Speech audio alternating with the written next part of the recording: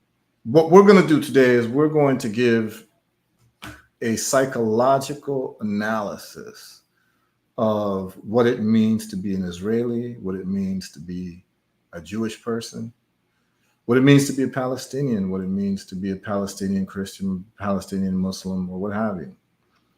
And this psychological analysis will give you a lot of insight as to what's going on and what's going to be going on, and what will not happen and what will happen. And I'm going to start with story time.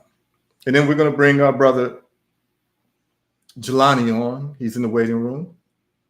The great Jalani Horton of Bambu Station. And we're going to play some of the music and set a tone. And I need everybody to listen to this because there's a lot of people, particularly those of us who've been hurt. I was very hurt when I found out the history of our people in terms of what happened to African people. It led me into a serious period of rage, justified rage. And I think that if you are a Black person or someone from Africa in any type of way, if you find out the history of what happened to our people, because you're just dropped on this planet, you don't know the history that happened before you came here, and you have to learn that history over time. When you start learning that history and you learn what has happened to your people, it has a huge effect on the mind of that person. And for some of us who are into justice, it affects us more than others. So for instance, some people can watch Roots and it doesn't affect them. I watched Roots and it changed my life, right? Slavery is something that bothers me to the bone. And actually slavery is the reason why I couldn't get with any Judeo-Christian religions where slavery is approved in these religions in their texts, whether you look at the Old Testament, whether you look at the sayings of Jesus, where it says slaves, obey your masters. And then you look at the Quran, I almost became Muslim when I was in university until I read the Quran and I saw that the Quran actually was okay with slavery. There's many passages in there that talks about how slave masters should treat their slaves and how slaves should listen to their slave masters. It's nothing about liberation of slaves. And in the book, it talks about, not enslaving another Muslim. But, you can slave other people who are not Muslims. And so that's why I did not become Muslim. I got it straight from the source. When I started reading the source documents, and many people who believe in their religions don't read their source document, right? So therefore, if you're a Christian, you should read the Old Testament and the New Testament at least one time in your life, the whole thing. If you're Jewish, you should read the whole Old Testament, at least be familiar with it and be familiar with the fact that Moses was a megalomaniacal genocider of the Midianites. And if you're okay with that, that's fine. But just be clear that you've read that, that Moses commanded his generals to kill all the Midianites. And when the generals didn't kill the women and the children and came back to Moses, Moses says, go back. God has commanded you, and I'm the prophet of God. Go back and kill all the women and children. And this time you can keep the virgins for yourself. So Moses is definitely an OG genocidal, megalomaniacal character who believes in ethnic cleansing. Now, Moses is not unique because anytime you see an empire, this is the type of activity that happened. When Shaka Zulu raided other African ethnic groups, a lot of this went on for them to become Zulu and to absorb into being Zulu. This happened with the Scottish and the Irish and the British Empire. You've had certain things that you would have seen in the movie Braveheart, a concept called prima nocta. Prima nocta means first night, which meant that in Scotland, whenever a Scottish man and woman would get married, the British overlord would have first dibs to the wife on their wedding night. It's called prima nocta. So you've seen these types of activities from people who have power, regardless of racial categorization or national identity. It is the laws of the jungle. And I would urge everyone to watch animal behavior and understand that we are just very advanced primates. And watch how these animals organize their societies. Whether you look at lion prides, whether you want to look at hyenas, you want to look at, well, hyenas are actually very unique. That's actually a different story. We could have a whole live stream on hyenas. They're the most backwards animals in the world. But you can look at, gorillas, you can look at orangutans, you can look at monkeys, you can look at these different animals and how they organize their society and how they conduct war, how they hunt for prey. But it's instructive because please understand that human beings operate on the laws of the jungle as well, which is, very non-academically, what you're saying sounds good, but can you kick my ass? That's the laws of the jungle. So what I want to do is I want to tell a quick story about something that I saw that was very profound. So I'm gonna give you all a story time, and this has guided my life, and I think that this should be instructive for you as well, because having a listening posture around people that you meet, particularly new people, is better than having a talking posture, because then you'll know what to say to people after you listen to them, particularly if you're trying to get things done. So here's story time. And then we're going to get into Israel, because this has implications for Israel. So I hope y'all can hear me. Is the sound good, y'all? Just let me know if the sound is good. Text in and tell me, type in, tell me that the sound is good.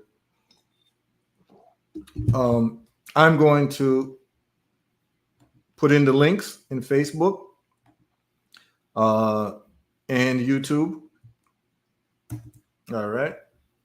I'm going to say, tap in here. You can call in here. If you call in, get your camera ready. We'd like to see you. Make sure you're a real person. Call in here.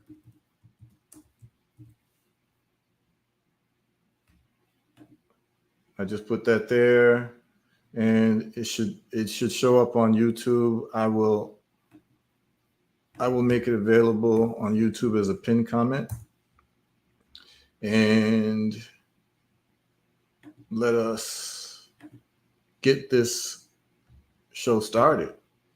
Story started. I mean, some foundation for the conversation. I'm just looking to post the link on YouTube. I'm just waiting for it to come up. It's going to come up shortly, and then people can call in and we can have a nice dialogue as I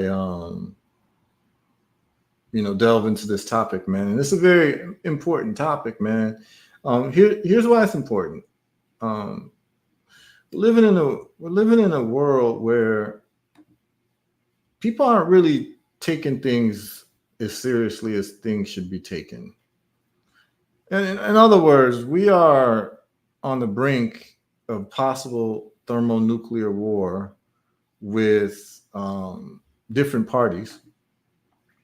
And we've got people spending their whole time posting about rap beef between Drake, Rick Ross, and other sundry parties.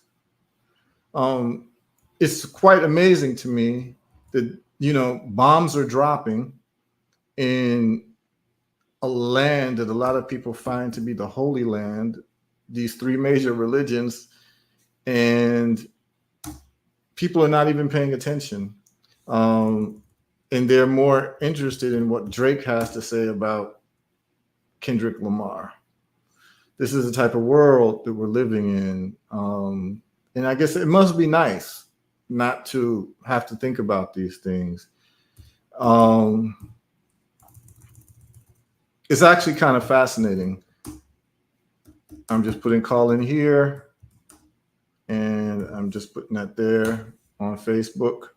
So if you see my comment, it says call in here. And then I am going to pin this message. Okay, it's pinned. All right. So you can go on YouTube. It's a pinned message at the top where you can call in. People have called in the past, and we've had great conversations. We have my brother Jalani waiting. So let me just get into story time real quick, and then we're going to bring Jalani on. Story time. So a few years ago, I was watching the show. I can't remember the name of the show right now, but it was about a motorcycle gang in California. Some people may know what it was, but it was a long series, and a lot of people saw the show. And I watched it. It was very interesting. The main character was a guy named Jax Teller. And the series, I'm sure I could just Google the name of the series. I could just put in the name. Is about a motorcycle gang, like the Hells Angel motorcycle gang. It's called Sons of Anarchy. That's what the show is called. Okay. So in Sons of Anarchy, these guys are doing gun smuggling and all types of criminal activity. And they, just like any criminals who've been operating criminal activity for some time, they want to go legitimate because the criminal life is too insecure. So they want to get into real estate. And they, as being a criminal gang, has been bribing politicians. That's par for the course. You can't be a politician unless you're really taking bribes. That's part of the job description. So the politicians, of course, were taking bribes from the motorcycle gang, just kind of look the other way, keep the police, in check, all that good stuff. And so they had a member of the city council who was in their pocket. The member of city council told them that, look, there's going to be major developments in this particular neighborhood, in this area. And it's going to take the property's values up in the next 5 years by like 10x. So really, if you guys want to go legitimate and you got all this money from selling guns and drugs and all the other stuff that you all do, this would probably be your best legal lick, is to get your hands on some of this property. Now, the biggest parcel on this property, the problem was that there's this church on this parcel of land, which is going to be developed. And so they decided that they want to buy the church and the land that the church is sitting on, because they're going to get a 10x flip in some years, 5 years to come. So Jax Teller, the leader, or one of the leaders, goes to the church to talk to the people who are in charge. And it turns out that it's a Black church. And the patriarch of the church, he's a legendary pastor, Black man, he dies. And it's passed on to his son. The duties are passed on to his son, as usually as it goes. The son wants to forge his own identity. His father was a legend. He doesn't know if he's going to stay within the family business, which is basically, church and raising revenue from the church patrons and all of that, and quote unquote preaching the good word.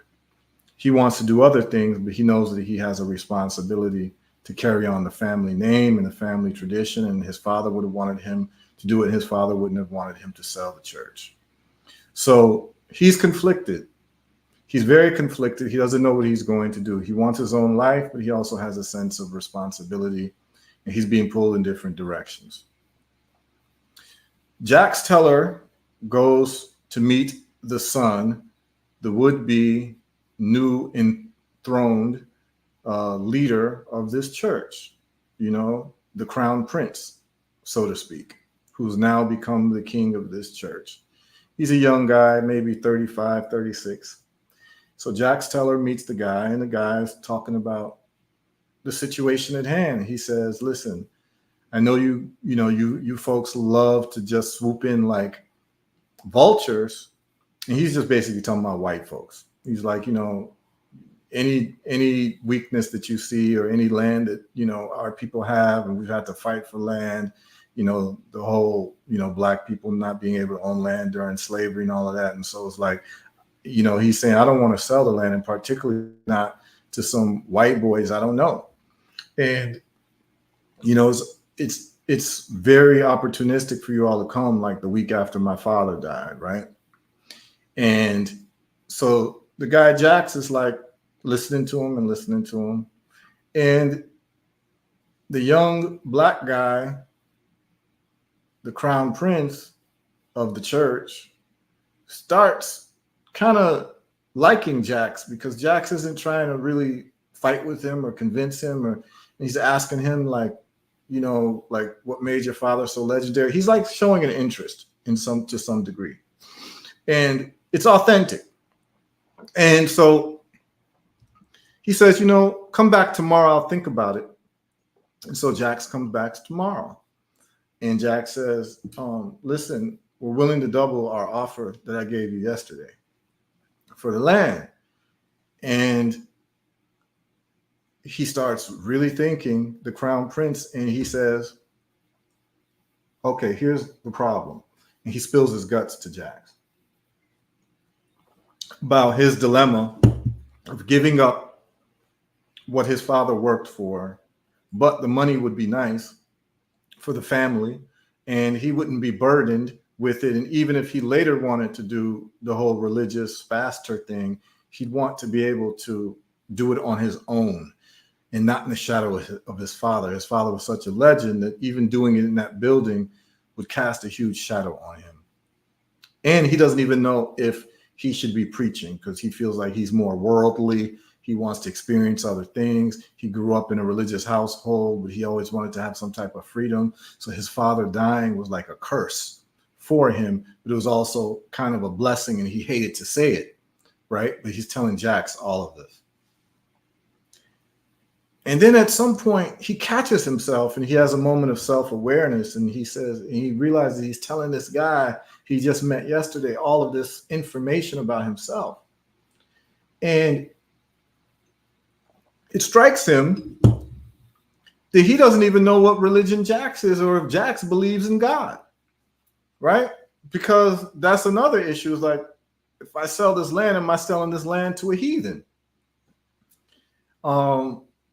And so he asked Jax, and this is the important part. He asked Jax, he says, I've been telling you everything about me. You know all this stuff about me. You know that I'm, a man of God, but I'm struggling and this and that. You know that I come from a godly family. You know who my father, you know all this about me. I don't know anything about you. I don't even know what you believe. What do you believe? Do you believe in God? And Jax looks at him and says, what I believe is not important. What's most important is for me to know what you believe. And that hit me hard. See, a lot of times we spend our times talking about our beliefs, what we believe, and we're talking to other people. And you don't realize that when you talk about what you believe so passionately, the wise person who's listening now knows how to press your buttons, now knows how to sweeten things for you. And you can see it. Go to a Muslim friend. You might not be Muslim, but you go to a Muslim friend, you say, Assalamu alaikum. They open up to you. They smile because they know that you might not even be Muslim, but the fact that you are talking to them in their language, so to speak, now they're willing to do business with you before when they weren't, and what have you. And so I'm saying this to say that it is important to always listen to other people, understand where they're coming from, so that you can know the way to talk to people, particularly if you're a person of action who wants to get things done. So it is important to understand the psychological underpinnings of everyone who you're talking to, and to speak to them in their language instead of your own language. And many times we don't get things done because we lack empathy. I don't mean empathy by sympathy. I mean empathy by understanding someone else's shoes and where they're coming from so that you can get the most progress in your communication with people. There's no point in communicating with another person if you're speaking to them in a language that they cannot understand. So you've got to learn how to speak to people in their own language. And that was very important to me when he said, it is not important what I believe. What's most important is that I know what you believe. So then they start talking about, listen, if we do buy the church and we do buy this building, what would be something that you would want to see us do with the land that would be, appropriate for your beliefs? So now they had a point where they could meet and have a meeting of the minds because he understands this guy's language. Okay. Now, when we're talking about what's happening in Israel, it is important that when we talk about it, we don't just talk about what we believe, but to understand very clearly why Israelis and the Jewish people believe what they believe and why they behave the way that they behave when it comes to Israel, and why the leadership of Israel behaves in a psychotic manner, and why the leaders of Hamas also behave in a psychotic manner. And once you understand these things, you can predict what will happen next based on resources, support, and technology, and all of that. But you have to understand the psychological profile of parties to understand the situation a lot better. But what we want to do now is I want to bring in my good brother Jalani. I don't know if Jelani's there. I'll see. Yeah, he's here because we're going to lay some foundation for this conversation. And then we're going to get into Israel, and I need to point out some things to you all so you all can understand that if this does lead to World War III, you'll understand why, and you'll understand why Israel is not going to stop. So we got the brother Jalani. Greetings. Good evening. Yeah, bless up, Jalani. How are you? I good, man. I good. Yeah, soaking in, listening. Yeah. So, for those who don't know who you are, why don't you just introduce yourself, say who you are, and we can get on with the conversation. We're going to talk about your music, which is very appropriate to this conversation. Okay. My name is Jalani Horton. I'm from the Virgin Islands. Family is from both what was colonized by the British and by the Danish, and now the U.S. Particularly grew up in St. Thomas. Started a band called Bambu Station. um, and I chose the word station as part of the name as a way to broadcast information, um, broadcast things, share things that can be helpful to people, whether it's just joyful or entertaining or whether it's, educational. So here we are, 20 years later, um, from when I wrote a song called Humanity Bawlin. And I wrote that song specifically introducing or speaking to the Israel and Palestine dynamics and what was going on 20 years ago. And when we just re-released this song in a 20th anniversary edition, I sat and reflected that it's so crazy to see that what I was talking about 20 years ago has now been even amplified on a whole nother level. And as you say, possible precursor to World War III, So looking forward to have this discussion and hear from the people. And, what I mean? Like living on St. Thomas is very, very easy to see the world on TV or social media and That's the wall. We here on our island. We see the sun, we see the sky, we see mangoes hanging on a tree. Our wall is good, you know what I mean? But in reality, it's all of us being mindful and holding representatives accountable and doing things like you were saying earlier, manufacturing. When are we going to build a factory? Is that going to build a factory? We have to do things that empower life and bring life, not these dead things. You know what I mean? So that's a little bit of who I am.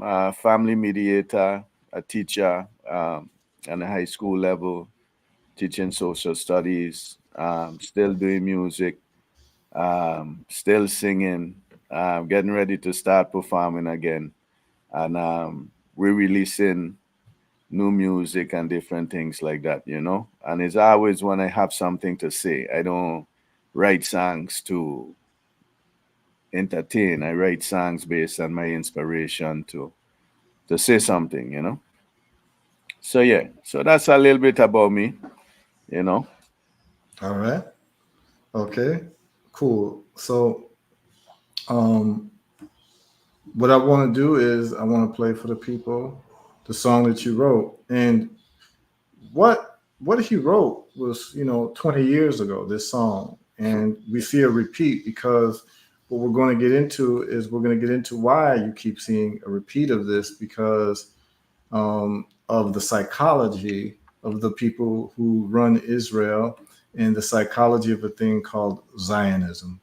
And we're going to talk about that. And we're not going to go too deep, but I'm going to give you all a quick run through of the basic tenets of understanding the political thought of Israeli leaders.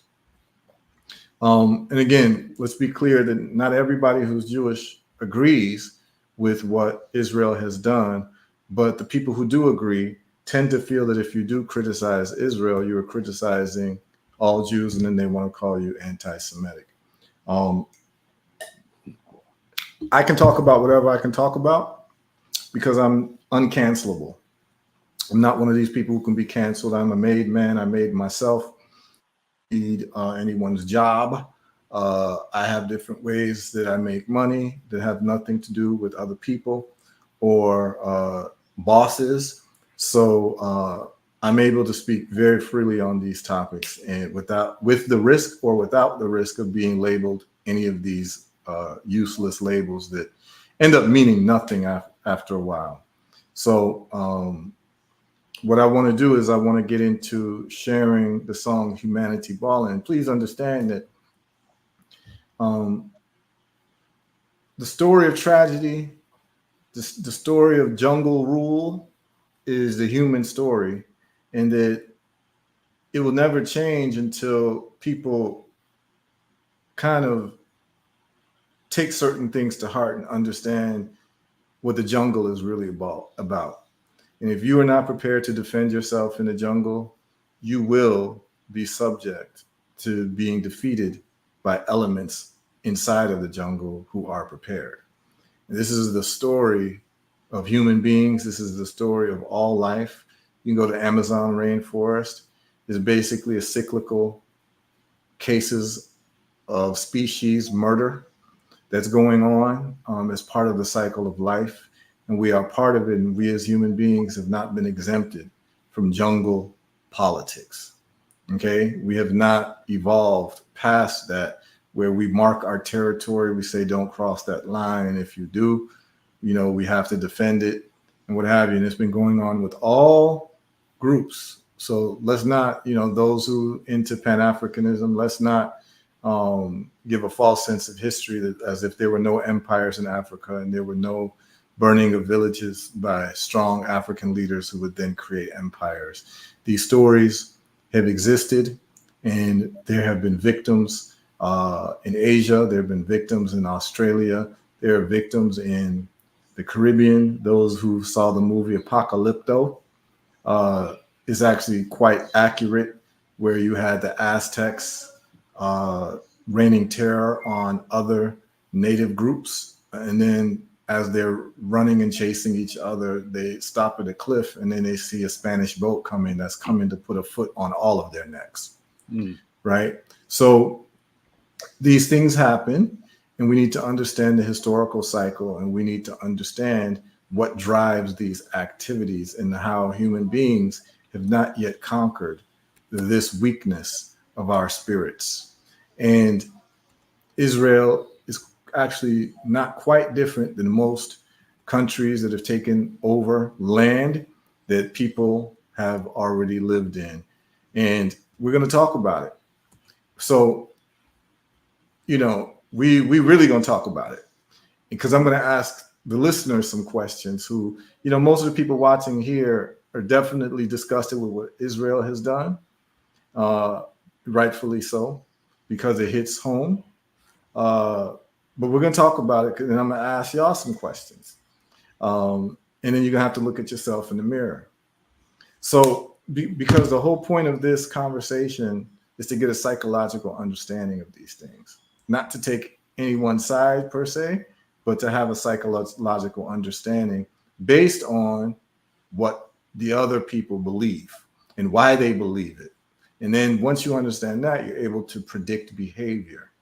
All right. So what we're going to do is we're going to share this song as a heartfelt tune by our good brother Jalani. And then he's also been to Israel. And so I want him to talk about his time there as well. So the song here is Humanity Bawlin, which has just been re-released by our brother Jalani. And Jalani can tell us exactly where we can get the music from. I am going to not necessarily show that screen with me. So we're going to listen to the music. So let me know if you all can hear the music. Take some time, listen to the words, listen to the arrangement. Lead vocals is our brother Jalani Horton of Bambu Station. Can you hear it, Jalani? Yeah. Narrators here. Don't teach them. Save me. Say a prayer for Jerusalem. We sing that here. Sila. Humanity, Bawlin, shedding tears. Palestinians are dying, growing up with hatred and fear. Say a prayer for Jerusalem. First the land of the foe, now it's the land of their friend.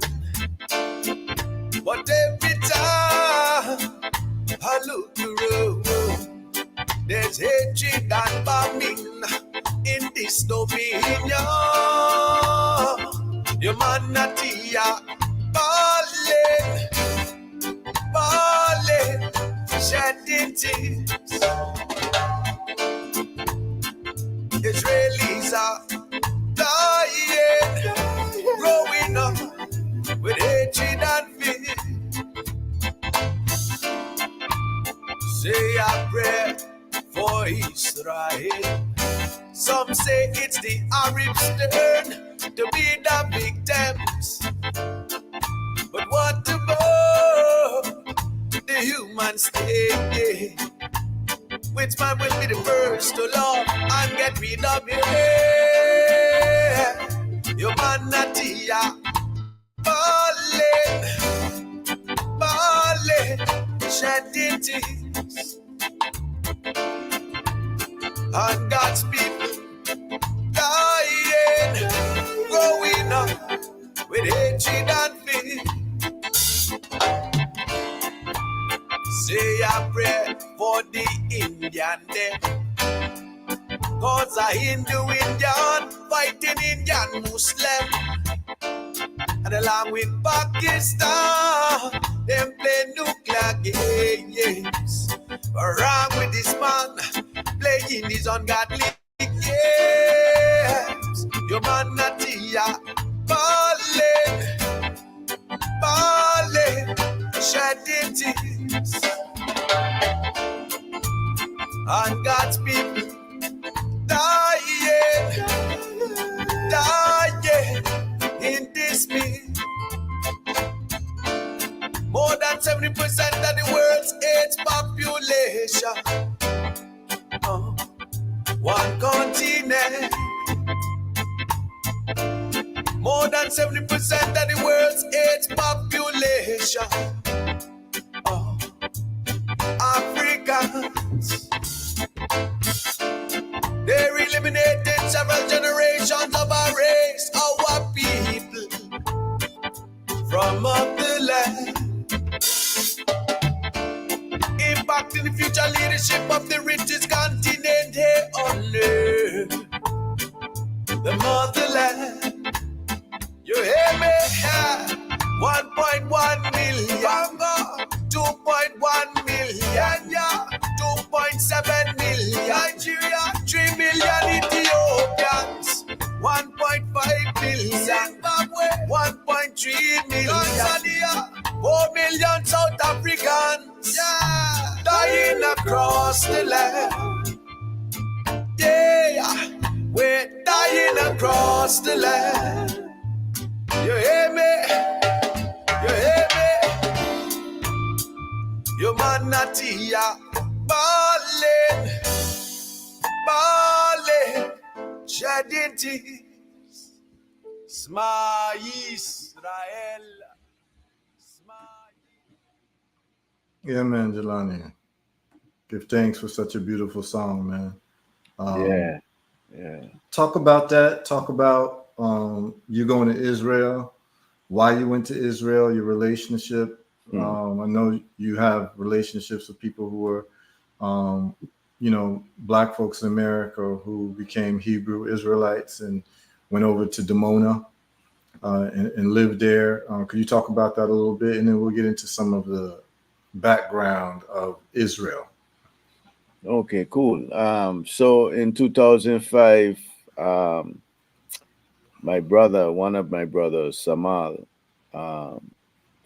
Francis from St. Thomas,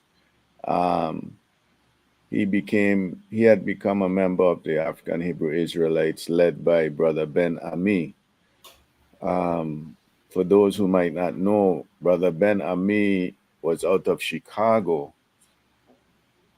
And back in his 60s, he had a vision. He said he had a dream. I think it was the angel Gabriel that came and spoke to him in his dream and told him they have to go to build the kingdom of God. And so in 1967, he and a few hundred people went to Africa, and they lived in the desert for like 2 years. So what they said was to shed their negritude that they gained in the United States, and they crossed over into Israel. And the government of Israel, after some time, placed them in southern Israel in a very barren area in a city called Dimona. And so they had been there from 1969. And when we came in 2005, we lived amongst them or stayed with them, and saw their lives, saw their realities that we could see. Spent a lot of time amongst them, amongst the youths, amongst the adults, amongst the elders, amongst the priests, amongst the sistren.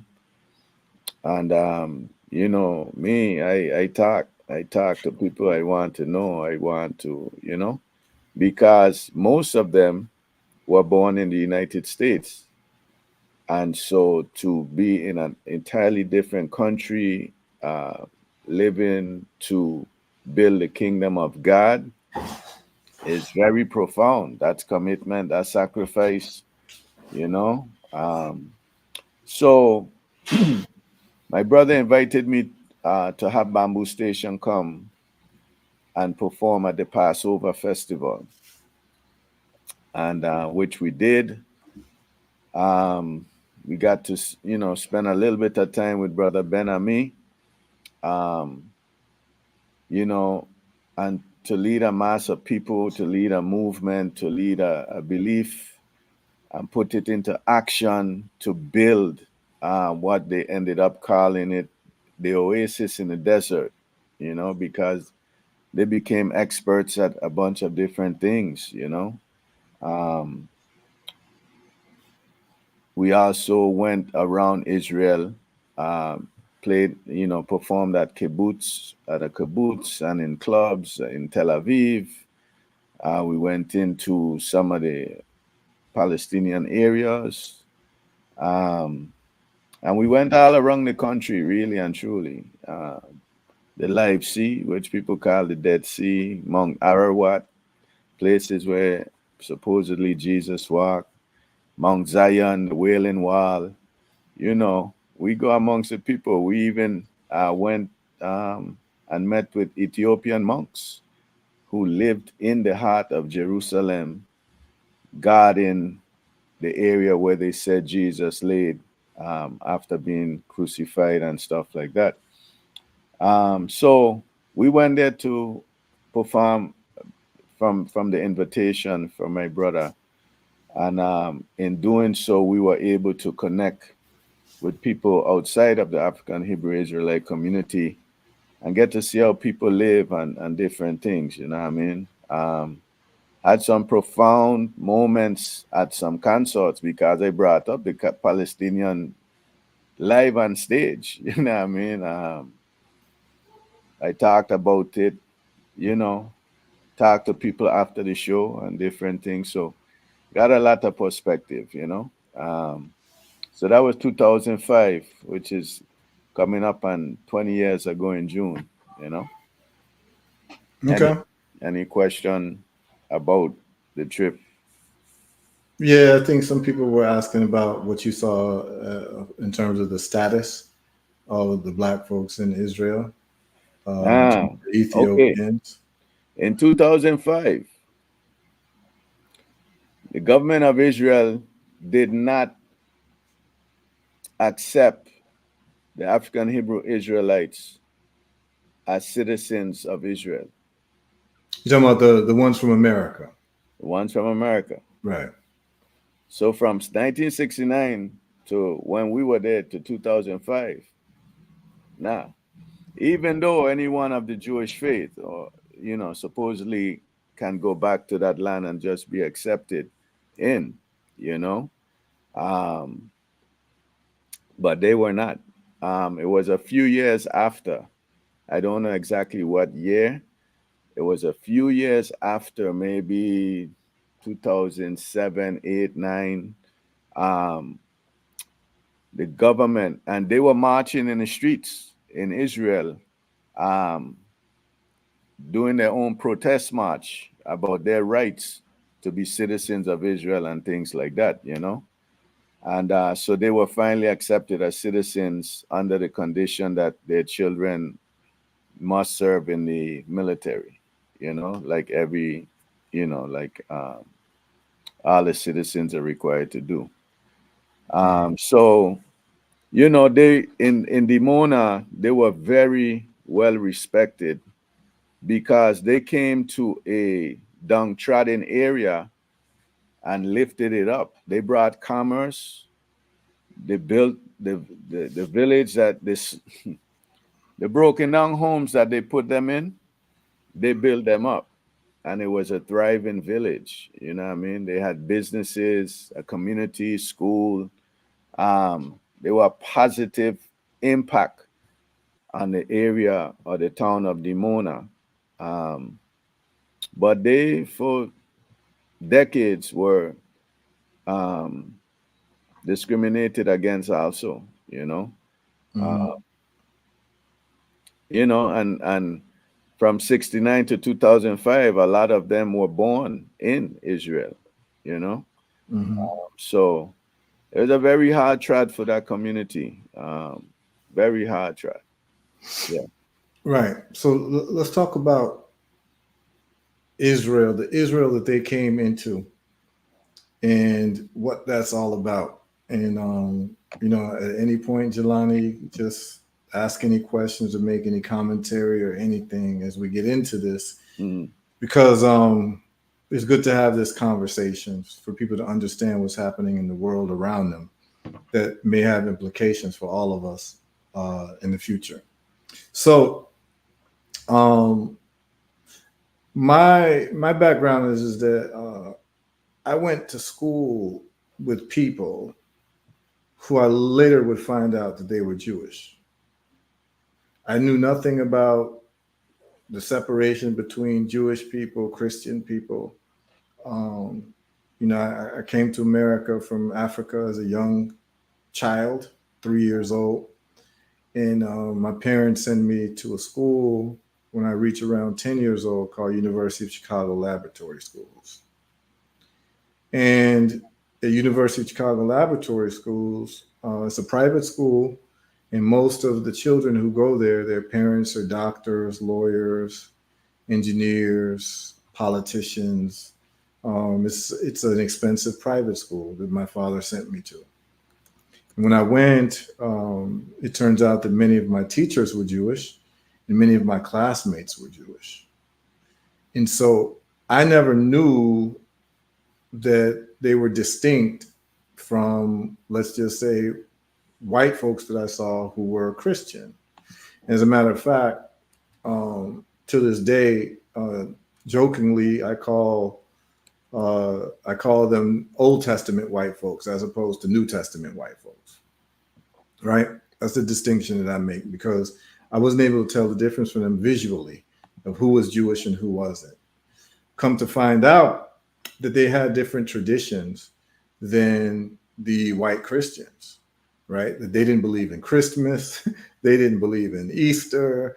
They were doing a thing called Rosh Hashanah. They were doing a thing called Yom Kippur, where school closed down, and they were doing a thing called bar mitzvahs. And I had no idea what was going on and that this existed, but it made me aware that there was this group of white folks who had a different religious tradition than the other group of white folks that I knew about, and then even black folks that I knew about, to the point where some of them didn't even consider themselves white. They felt like Jewish was a race. This is what they felt. But of course, when it's time for jobs or when the police pull you over, you're definitely going to be white. We know how that goes. But my education took me through this whole whirlwind where many of the white people I knew were Jewish. And the professors were Jewish. Then when I went to university, there were many Jewish students around me until I found out that they were only 2% of the population. But they seemed to make up at least 50% of the schools that I went to. And many of the professors, 50%, were Jewish. And then you get to find out that this is a very serious group of people. This is a group of people who take education very seriously. At the time, I don't know about finance and all that type of stuff, but I know that in terms of academia, Jews were disproportionately represented, which I think is something to be proud about. See, but if you make those types of statements about people who are Jewish having power, something very sensitive to them. But it's in understanding their psychology why you would understand that.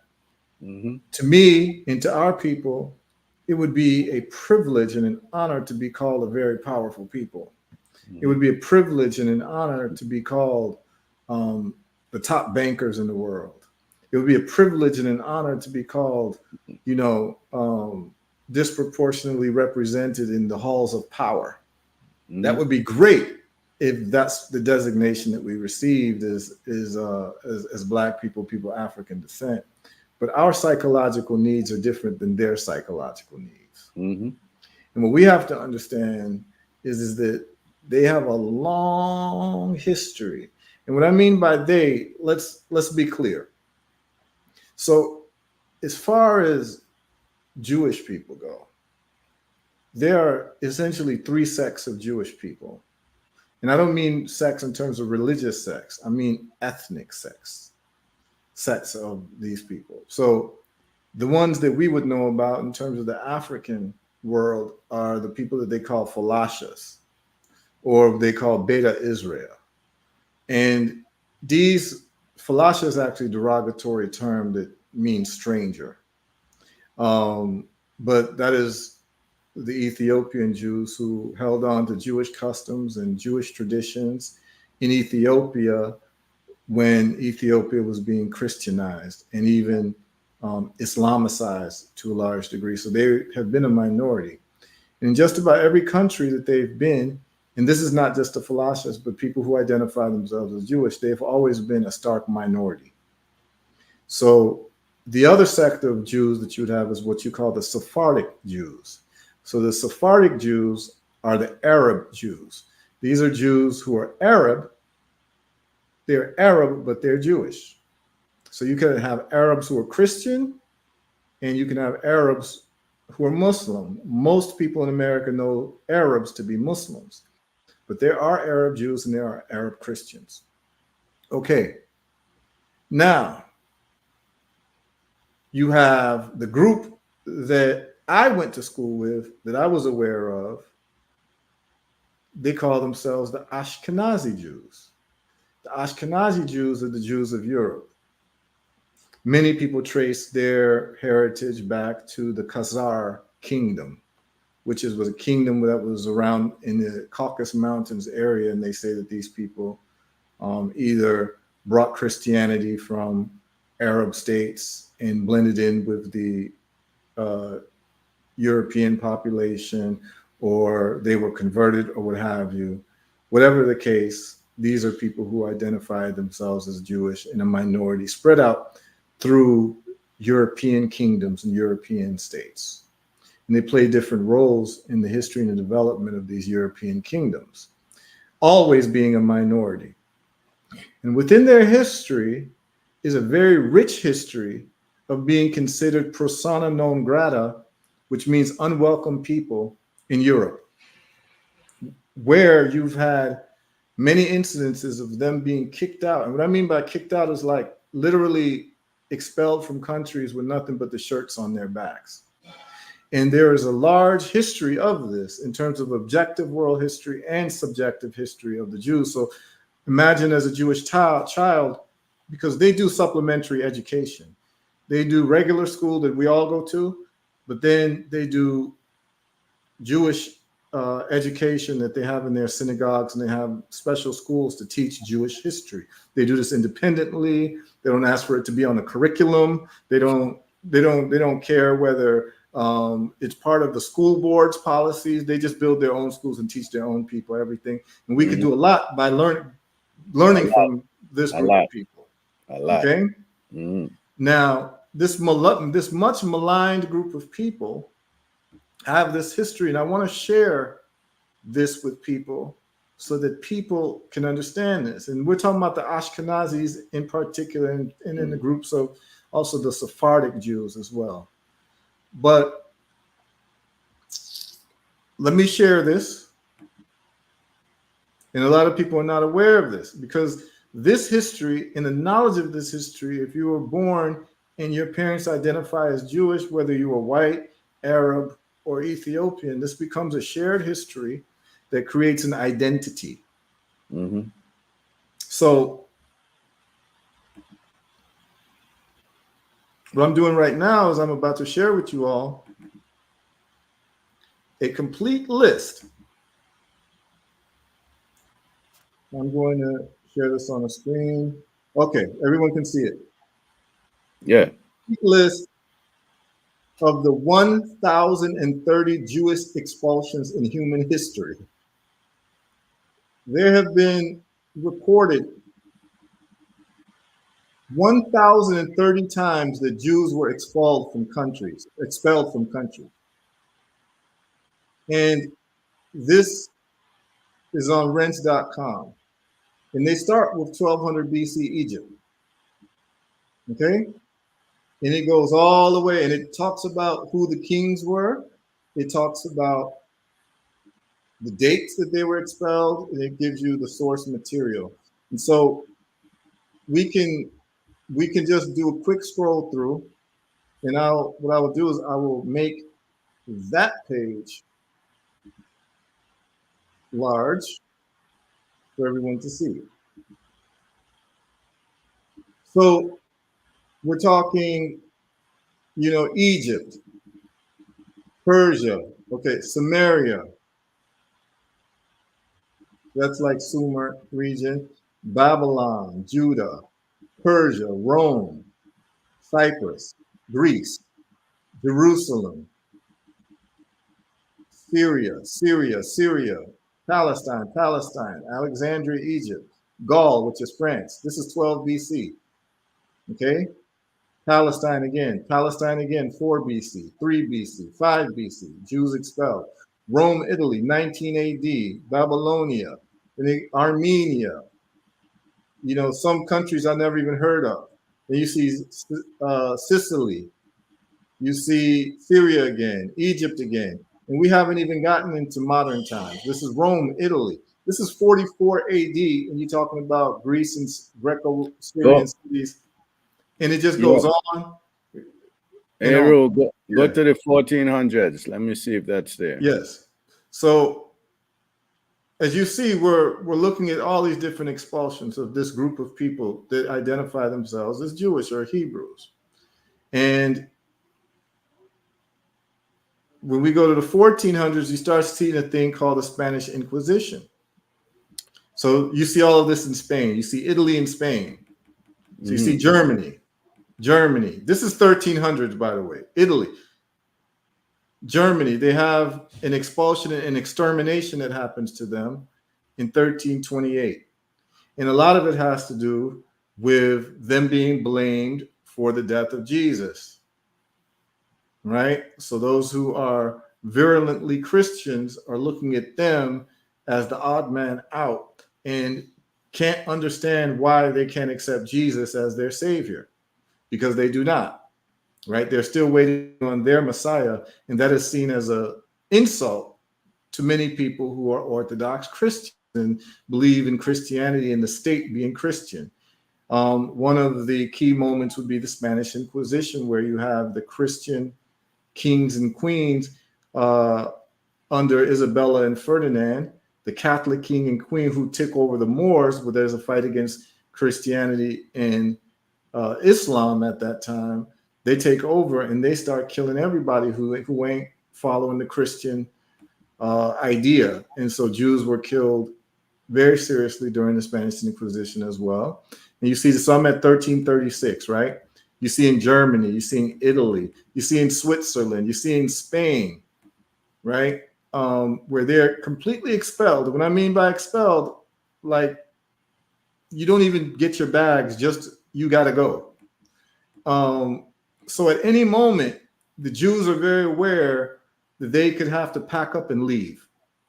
It is actually part of the Jewish consciousness, where there are many old Jewish people who keep, and I have stories because I've talked to people I went to school with who, we were friends while we were in school, and they would tell me stories of their grandparents who keep a packed bag in the house because they never know when they're going to be expelled because of all this history that they are aware of.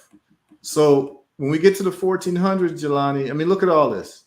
I'm sharing all of these different countries, and it happens repeatedly in the same countries.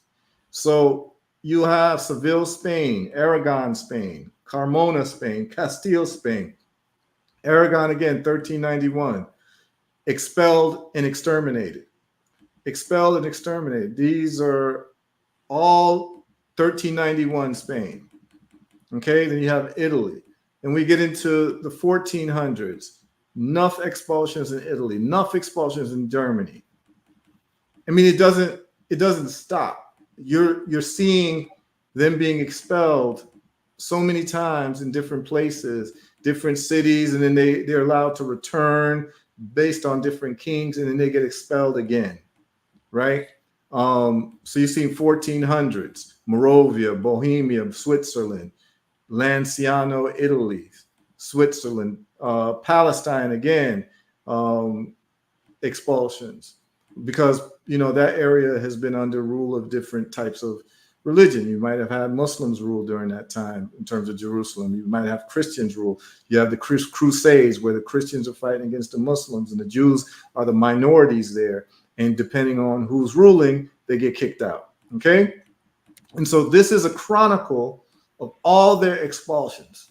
And people do well to look at this to understand the psychology of someone who identifies themselves as Jewish and is raised knowing this history, that at any moment in any country that you're in, you can be expelled. And this history is there. This is not to excuse any behavior of any governments existing right now, whoever they may be, but this is to give a psychological profile of the people who may be involved in initiating World War III. It is important to know these things. Okay?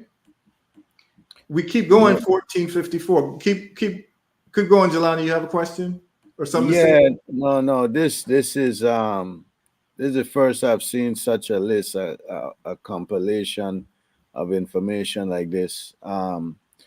Because when I did my study on the region, I was wondering why this is always in the news. Before I wrote the song, I was like, why? And I went back to the point of 1947, I think it was, where the UK and the United States after World War II. Oh, we're gonna get into that. We're gonna get into that. Oh yeah, we're gonna get into that. We're gonna definitely get into that. So this list you're showing us is giving me a deeper understanding of the Jewish psychology. Yes. And what they are up, what they feel that they are up against. And this is why it's important to understand. So remember, that's why I told the story of the guy saying, it's not important what I believe, it's important that I know what you believe. So it's important for us to know what they believe and why. It's very important, right? And they're asking, why do they keep getting kicked out? What you got to remember is that, remember, in these times, most of these countries, there is no separation of church and state. There's no separation of religion and state. As a matter of fact, the kings are kings through religion. The kingdoms are kingdoms through religion, many times the Catholic Church. And if you understand anything about the Catholic Church, they're very intolerant of other opinions. And even within Christianity, there's big situation that happened during the Reformation. As those who understand Henry VIII and starting the Anglican Church, it was a big break in the church. And then you had people like Martin Luther, who started the whole Protestant thing about the individual being able to have a relationship with God, and you don't need to have an intercessor, which is the Catholic priest. And that caused a whole lot of problems. But at least they all believed in God, but that was enough for them to go to war with each other. So now imagine if you have a religion where you believe that Jesus is not the Savior. They are minorities in all of these countries that they're in. Okay? So someone's asking, were all the Jews in Europe all Ashkenazi? Sometimes you have Sephardic Jews come to Europe, but then they blend in. You have some intermarrying going on, and they become Ashkenazis. And some of them were just Europeans. And, there's questions because a lot of them have done DNA tests, and some of them have no tracing lineage to the Palestine region. Some of them do, and some of them don't. It doesn't change anything because it's not about what people believe. It's about the consequences of what people believe, right? So it's not about whether they're correct, because you'll get this argument of people saying, oh, they're not the real Jews or whatever. It's not whether anyone is the real anything. The question is, are there real consequences from their beliefs? And the answer definitely is yes. Really? Okay? Yeah. And these are people who for centuries have been practicing Seder. They've been practicing Rosh Hashanah. They've been practicing all of these things that are part of the Jewish faith. They use the Torah as their guiding principle and what have you. And so they say that they're Jewish. They say that they're Hebrew, and they actually resurrected the Hebrew language in the 1940s. It was a job that they wanted to do for their identity, and they literally took a dead language and resurrected it. In Israel, that's the language that they speak. So imagine us as African people worldwide deciding to resurrect Metu Neter, which is the hieroglyphic language, and actually make it work where we're talking to each other and have a country where we're talking to each other in ancient hieroglyphic language in Metu Neter. Well, that's what they did. That's a separate story. But I'm just going to go through this just a little bit more for people to understand. And the reason why I have these lives is because I like to present people with information that most people do not get, because we're living in a world that does not properly give us the education to understand anything. So I'm not surprised for anyone to say, this is the first time I'm hearing this. This is the first time I'm seeing this, right? This shouldn't be the first time people are seeing this. But we live in a society that doesn't give us any real information for us to understand anything, right? So I've just taken it on myself to share some information. So as we go, 1456, Italy, right? As you see Italy here, they were expelled after Easter riots. You can imagine what probably happened. You're probably having Easter services and whatever, and these people are staying home, and the neighbors are asking, why are you staying home and not celebrating Easter? And the people will say, oh, I don't believe in Jesus, and it becomes an offense, and they get expelled, right? And so they've had nothing to rely on but themselves. So as you see, they've had a rough time in Europe.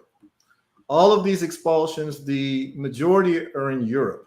They've also been expelled from Arab countries, as you saw in terms of Syria, in terms of right here in, we call Egypt an African country, but at the time it was ruled by Arabs like Sultan Qiyat Bey, who expelled them in 1468 AD, Egypt, when Egypt was run pretty much by Ottoman Turks. So anyway, we go all the way down, and it's just about every year you're seeing an expulsion event. So basically, if you're Jewish, you've got to have a bag packed, ready to go, because this is happening from all the way BC times, 1400, 1500. This goes on. This is an 85 document, and it goes on and on and on, and we're still in the 1400s, by the way, right? I'm not going to take too much time to go over everything, but if you start, I'm just scrolling down. So if you start to scroll down, you start seeing expulsion events almost every year or almost every decade in different cities around Europe and also Arabia. Okay, in Northern Africa, you see expulsions from Poland as well, Hamburg, Germany, Little Russia. Okay, and it just keeps going on. All right, okay. Let's forward, and then even in 1936, 1935, they were stripped of citizenship in the Aegean Islands, possession of Italy, forced to leave within 6 months. Okay, there's all types of reasons why they've been expelled, but expulsion is part of the Jewish identity, as you can see from what I'm showing you here. They've been expelled from Czechoslovakia, from Austria in 1941. They were expelled from different African countries that were Italian possessions. So the Jews had to go when Italians took over. And this would be places like Eritrea. So they were expelled from Tripoli, which is Libya. They were expelled from all of these different places in the world. Okay? Yemen, expelled and killed. Iraq, 1948, they were expelled by Prime Minister Nuri as-Said. Okay? They've been expelled from the West Bank. They've been expelled from Pakistan. They've been expelled from Morocco. They've been expelled from Yemen. They've been expelled from Cuba. They were forced into exile in 1959. Okay? Because when communism took over, they had no room for religious people. The state religion had to be communism, so Jews were expelled. Algeria, Poland, and then in Uganda they were expelled by Idi Amin, and there's a reason for that as well. But you see them being expelled in even modern times. Okay, so I just wanted to make sure that everyone understands that, and imagine if you're a Jewish child, you are being taught about all the expulsions that has happened for the last 2,000 years, where you don't feel at home anywhere. Okay, now let's talk about the European Jewry and Germany. All right. So Germany, what's relevant for Germany is that Germany gets engaged in World War I in 1918, and Germany loses World War I terribly, to the point where Germany is thrust into poverty, and Germany is given conditions because they lost the war. When you lose a war, you are subject to the whims of the winners. This is called the rules of the jungle. Like us. Yes. When you lose a war, you are not in a position to make rules for anyone or yourself. Germany got disbanded in World War I and then formed a thing even called the Weimar Republic. People can look it up. It lasted for a few years, and then you had German nationalism rise up, and that was the Third Reich, Nazi Germany, Hitler and crew. Hitler was very popular, not because of his hatred of Jews. He was very popular because he expressed the embarrassment that the German people felt for losing World War I and the conditions that were placed upon them as if they were the slaves of Europe. Understand that when I talk to you all about the Opium Wars and how Britain defeated China and took Hong Kong as their port during the Opium Wars, China went through a period called the period of national disgrace for losing that war. And remember, I told you the Opium Wars was not over opium, it was over tea. Anyone who wants to break down of that, go to I think the live I did last Monday, a week ago today. Went into it in depth.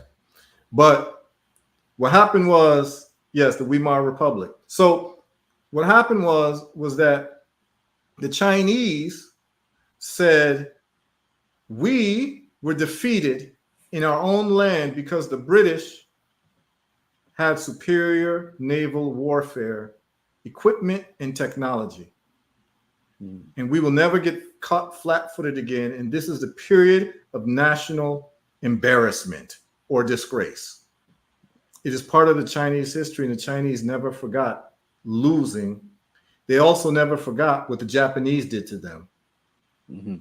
Japan came and invaded China, created Chinese slaves, slaughtered many Chinese people, and it was because the Japanese took naval technology very seriously.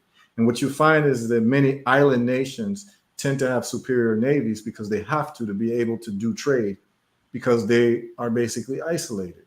And it's because of this naval technology that they mastered, they were able to take over different countries, because you couldn't defend any of your ports if you didn't have a good navy. Okay? And in large part, that's how Britain was able to control the world, and why myself and Jalani, as descendants of Africa, are speaking in the British language today. Okay? All right. So every now and then, and remember, I'm going to say this, every now and then, within a group of people, there are a group of men within that people who do not handle national disgrace very well. There are always a group of men within a group of people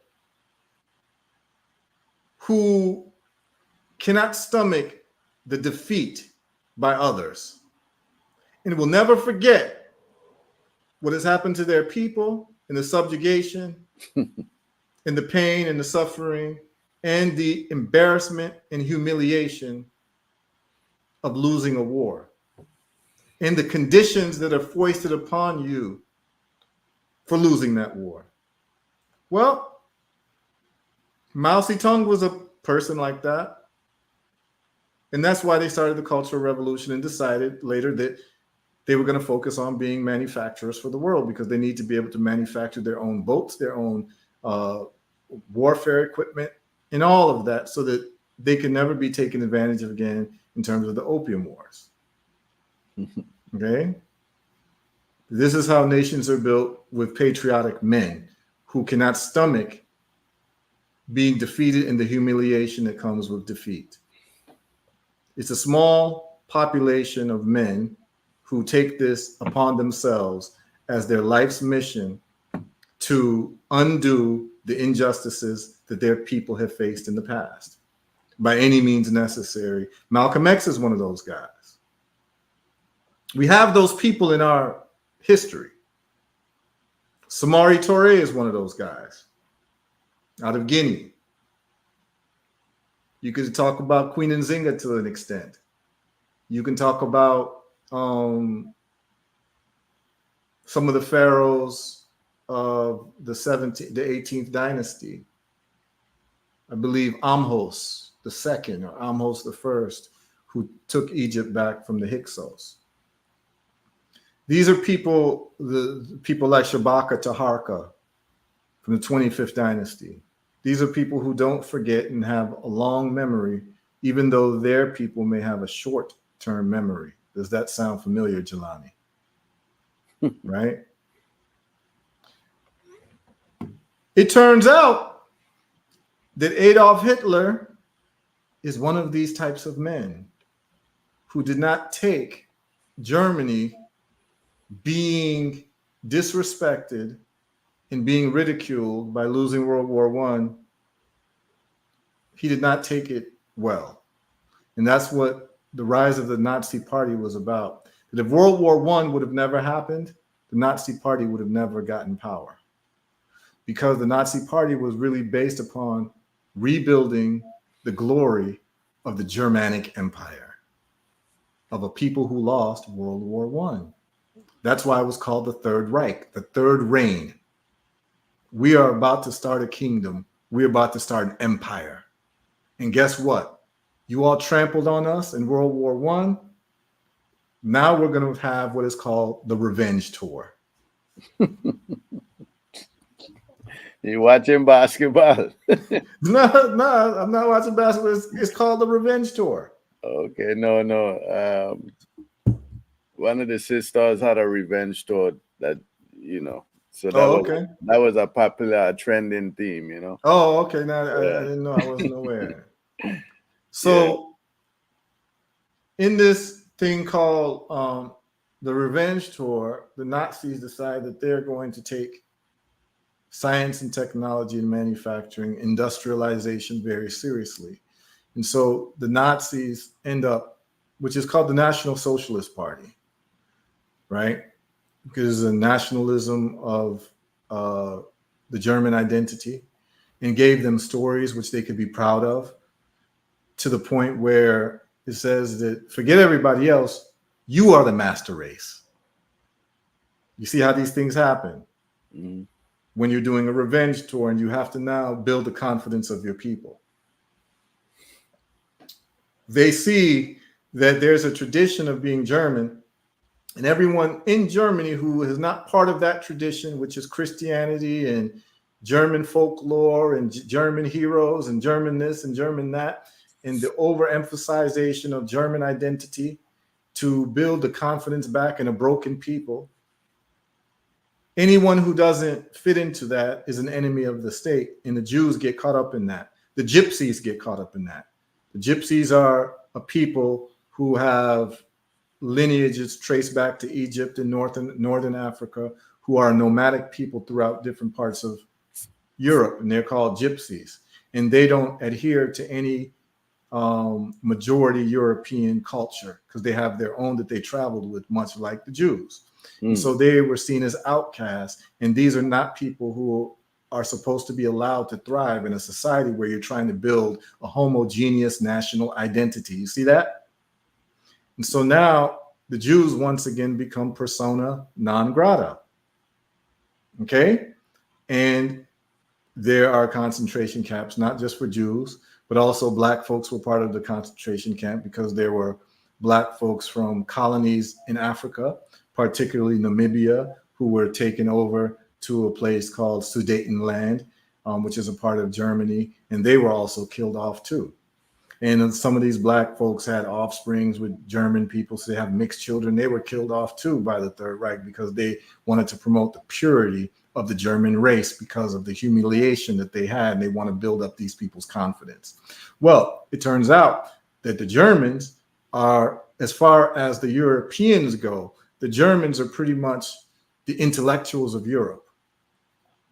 So when it comes to science, technology, much of the leading scientists from time immemorial of Europe have come from Germany. You've had Gregor Mendel with genetics. You talk about genetic, you talk about different types of science. Einstein came from Germany, even though he was a Jew. And we're going to talk about Jewish intelligentsia as well. So these people get killed off, and the program to kill them off was brutal, but it was not unique. Armenians have experienced a genocide. Recently, there was a genocide that happened in Rwanda, right, against the Tutsi people. So genocide is something that has been part of the human story. In the Bible, Moses committed genocide against the Midianites. The Balkans. Okay, you saw it in the Balkans with, Czechoslovakia, Slovenia, those types of places, Serbia. Yeah. So genocide is something that human beings have been engaging in from time immemorial. The Jews of Europe book a boat, and anyone who can get on the boat. And it's very akin to when I remember my family leaving the Virgin Islands after the 2 hurricanes. We got on a plane and got the hell out of there because it was a non-functional society and everything was broken down. Now, in 1939, at the start of World War II, the Jews started seeing the heat being placed on them in Europe, particularly Germany and the countries that Germany was annexing, starting with Poland. And that's where Auschwitz death camp was located, where they were literally round up, like literally the middle of the night. They would come to your house. If you were Jewish, they would grab you, you'd be put on a train, and that was it. And the German scientists were making, so for instance, the company called Bayer is a German company that was started by the guy who created non-smellable death gas called Zyklon B. You mean like So you mean like Bayer aspirin? Those people? Yeah. So they created the death gas, which is a silent gas, and it kills you. It kills you because it doesn't have a smell, and you don't know. Okay. The Jewish people were also used to do all types of medical experiments by a guy named Dr. Joseph Mengele. They were completely helpless, and they were also rounded up into a place called the Warsaw Ghetto, in which they had an uprising. A justified uprising. It was called the Warsaw Ghetto, where Jews were put into a ghetto and they started rebelling against the Nazi regime. And a lot of them were slaughtered as well. So they had different concentration camps that when they got you and they put you on a train, it was pretty much over for you. You were either going to be doing slave labor or they were just going to use you for medical experimentation, from which we get the Nuremberg trials and a lot of human rights law coming from World War II. Okay? Now, what's very interesting about World War II and the Nazis is the United States space program, NASA, was started by the Nazis. A lot of people don't know that.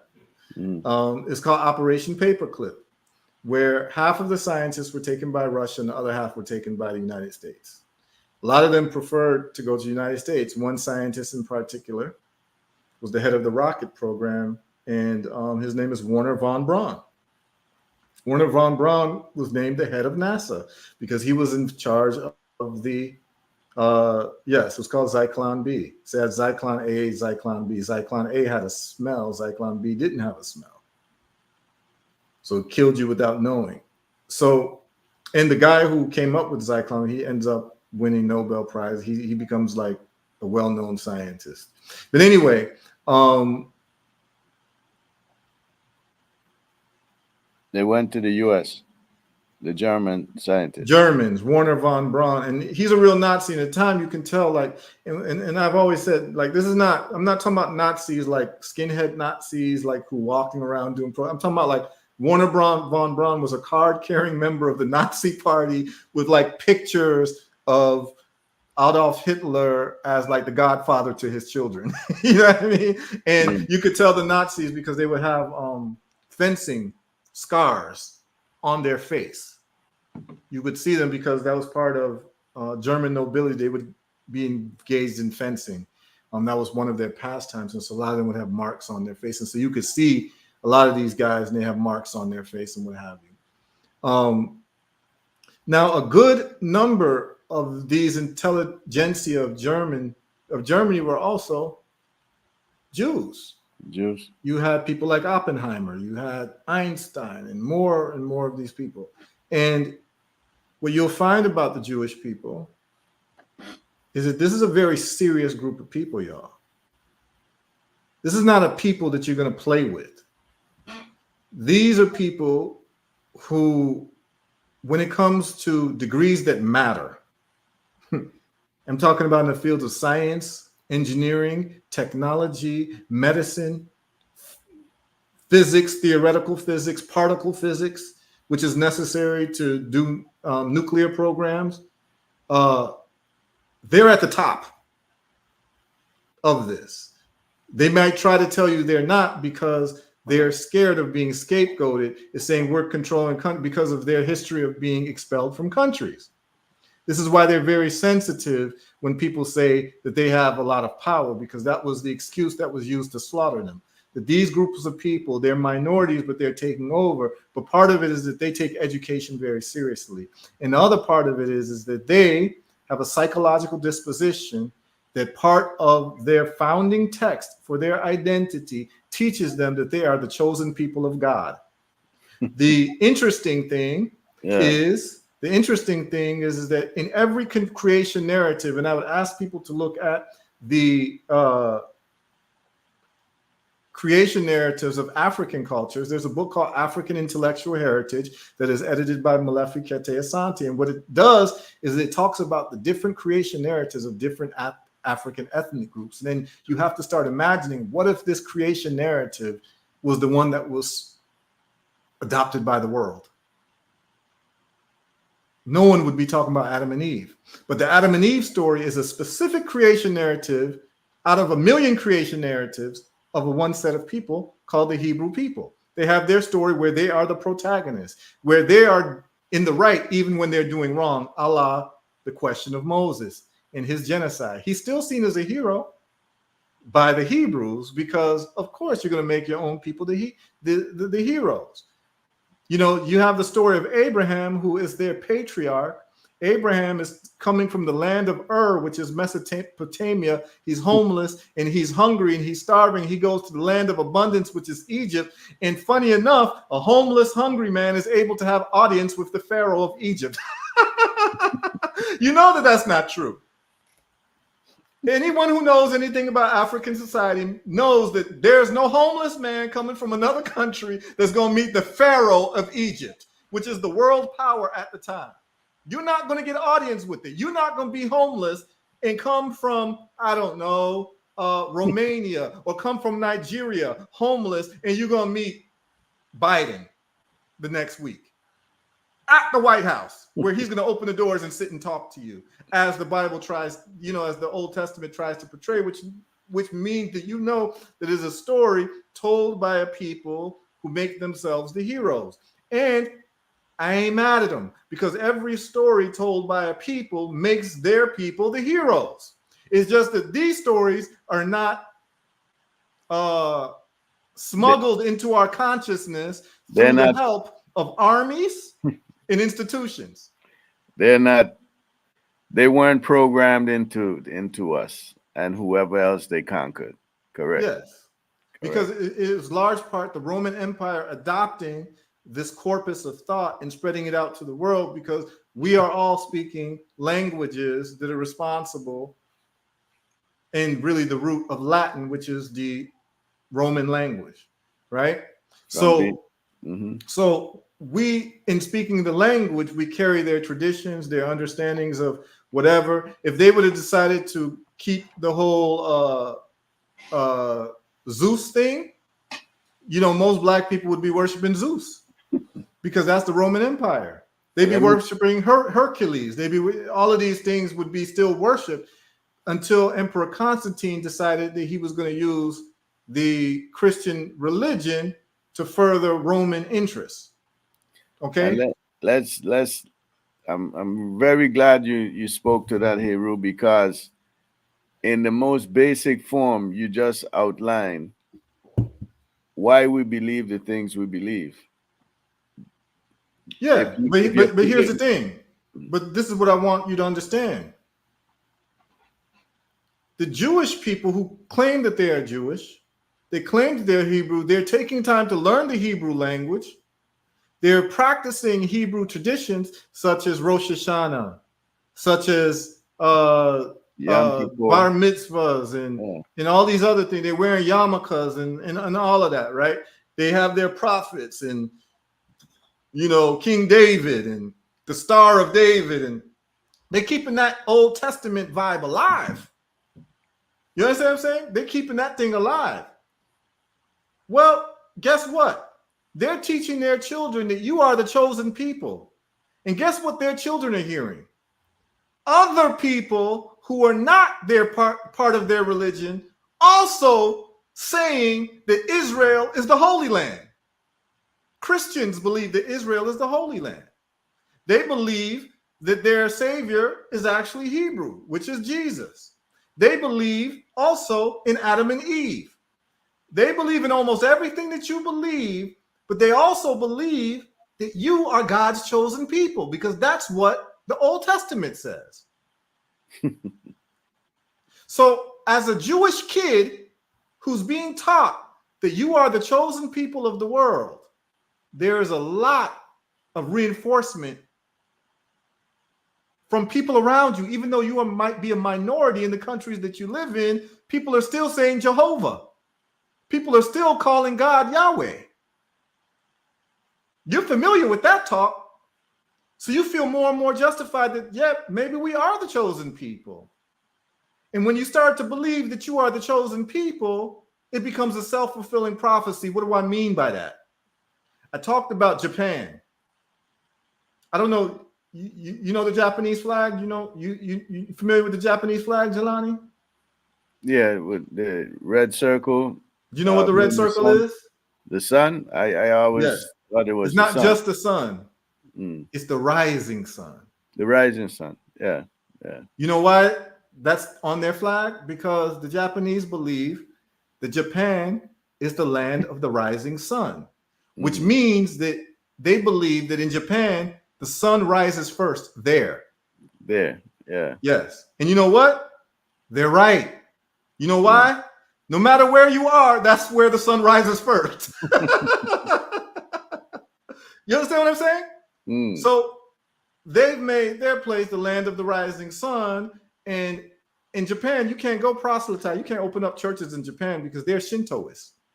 They have their own set of beliefs, and that's why they believe that they're superior. And the Japanese, the reason why their economy is the way it is that they don't like imports, because they believe anything from the outside of Japan is inferior, because they've been told that their land is the land of the rising sun. So everywhere else is inferior.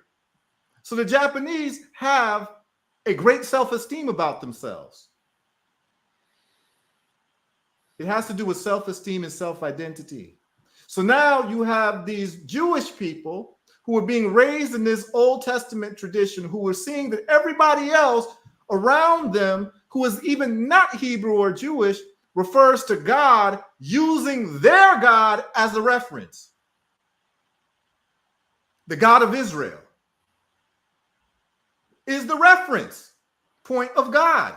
It ain't the God of Nigeria that people talk. People ain't talking about the God of the Congo. They talking about the God of Israel. When they talk about God, the majority of people, whether they're white or black, they talking about the God of Israel, and that Israel is the promised land. This is what has been indoctrinated into people. And so now, as a Jew listening to this, you've got to feel a way about yourself and your traditions. Like, this must be the right thing, because when people talk about God, they're talking about Yahweh, they're talking about Jehovah. And even in Christianity, you have a section of Christians called Jehovah's Witnesses. You understand what I'm saying? They are using that language as a point of reference. So all of the understandings and the epistemology of God and the Creator comes through the understanding and the explication of the Hebrew people through the Torah, which is the Old Testament. I'm trying to get you to understand the psychology of someone who would grow up under this. They're also taught that because they're the chosen people, they're getting prosecuted until their Messiah comes. This is a way to explain how they've been kicked out of country year after year after year after year after year. World War II happens, and there is a boat. A boat. Remember, I told you I escaped the Virgin Islands after the hurricanes? Well, the Jewish people had a hurricane called World War II Nazis. Okay? Now, they weren't having such a good time in places like Russia either, because they're discriminated against in places like Russia, Soviet Union, all of that, where they actually weren't even allowed to get educations. A lot of people don't know that. Even if they did well on exams, they weren't allowed to go to colleges and universities and what have you. These are the stories that exist.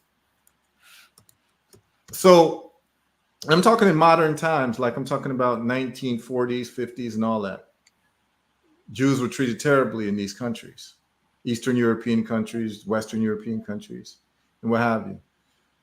There is a boat in Europe that Jews, or a ship, flock to. About 1,000 of them flock to, because they are being exterminated in Germany, and they escape and they get on this boat. The boat is called the USS St. Louis.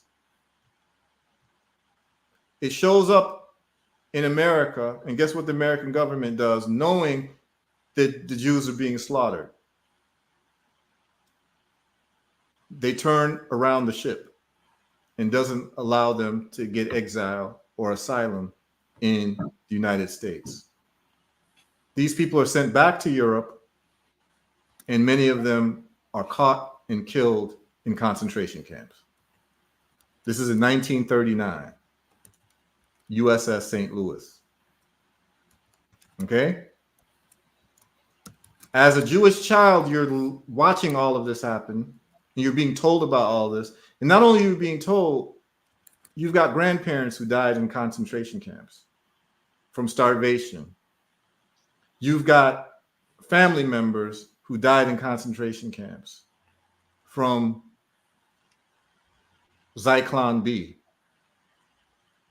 And they used to have them stand, and they even used to torture them to see what the human body could take. So they would put the people that they captured in these concentration camps, whether they be Jews or gypsies or what have you, but a good majority of them were Jews. And they would put them in these boxes, Jelani, that would just fit your body where your arms can't move. And you'd have to stay still in there for days where there's no movement. And they wanted to see what happens to your body when your muscles atrophy. Mm-hmm. So they were doing all types of tests, torture tests, to see how much torture a human being could take. Yeah. And they were using them for that. Okay? So now, as a Jewish child growing up, you're not just reading this in history books. These are the stories that you're being told in the synagogues from people who were there.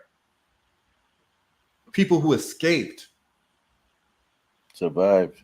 Yes. People who were there, man. I have kids that I went to school with whose grandparents were in Auschwitz. Surviving. And, yeah, and they were about to be killed until the Russians actually came and liberated them, because Russia was fighting Germany in World War II.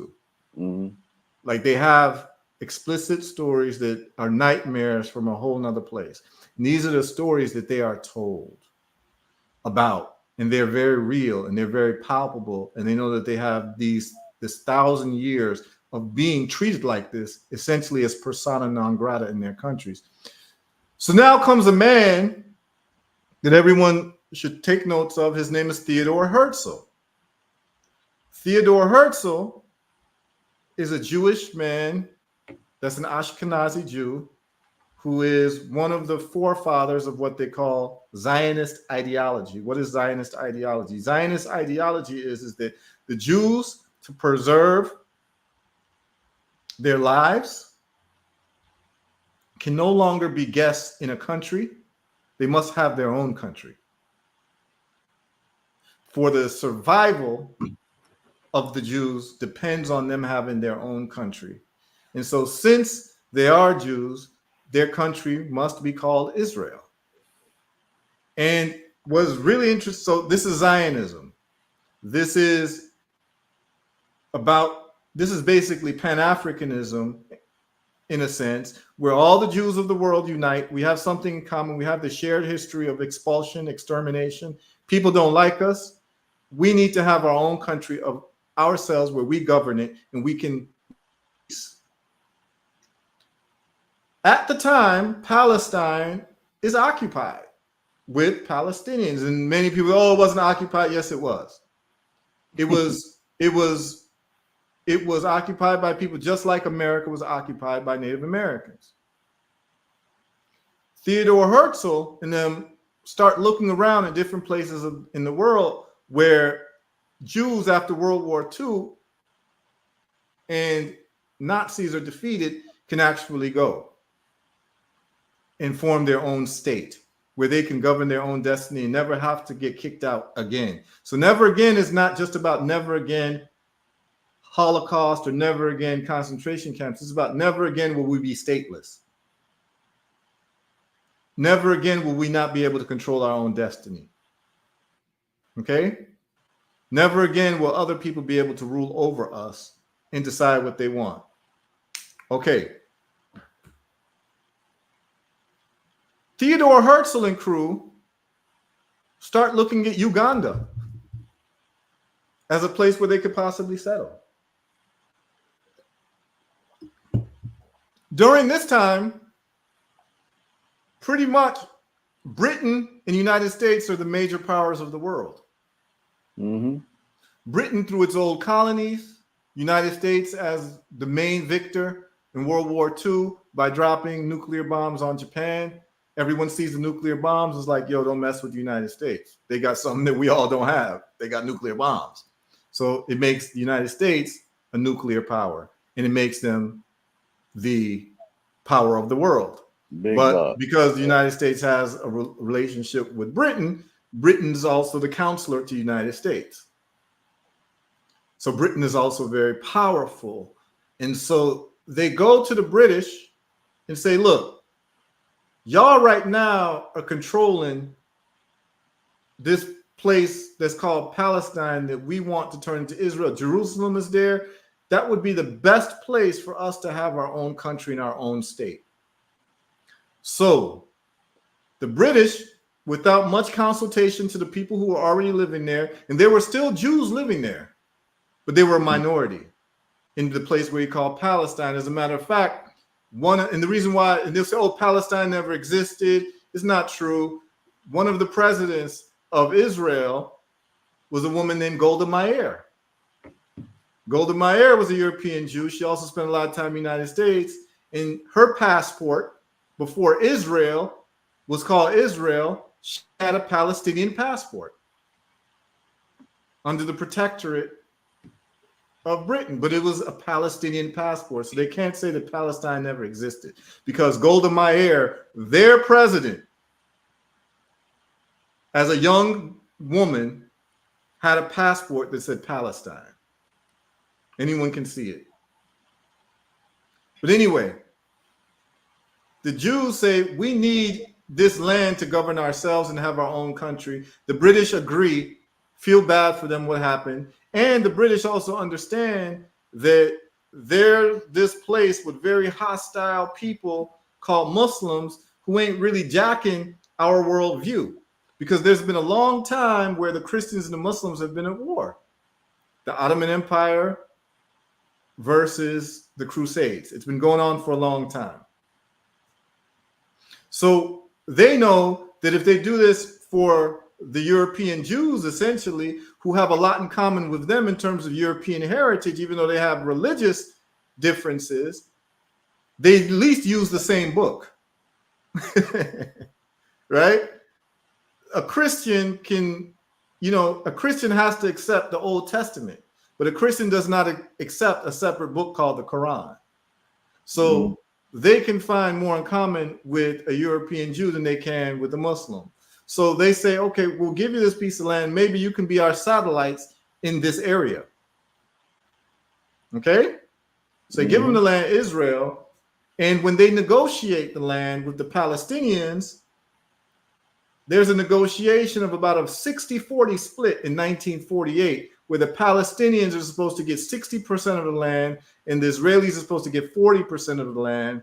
And the Palestinians turn it down, and the Israelis say, you see, the Palestinians are unreasonable. But put in the shoes and the psychology of Palestinians, why should we have to give up 40% of anything? Right? Mm-hmm.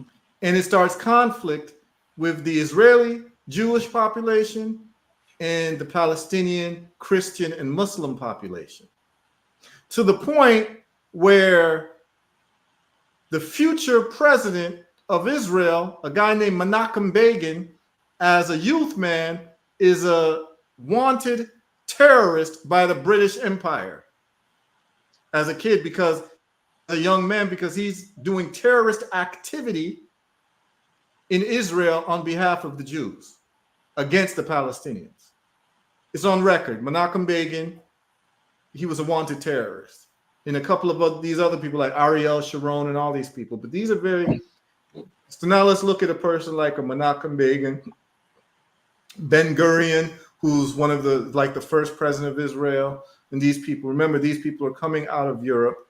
They want their own country.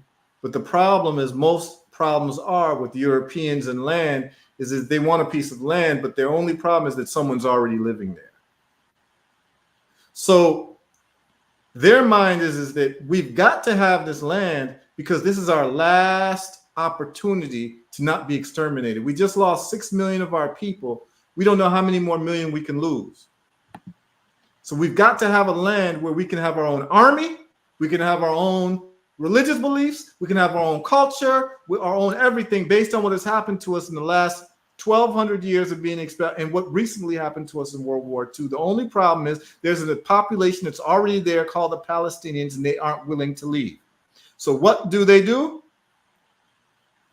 go in and they start bringing more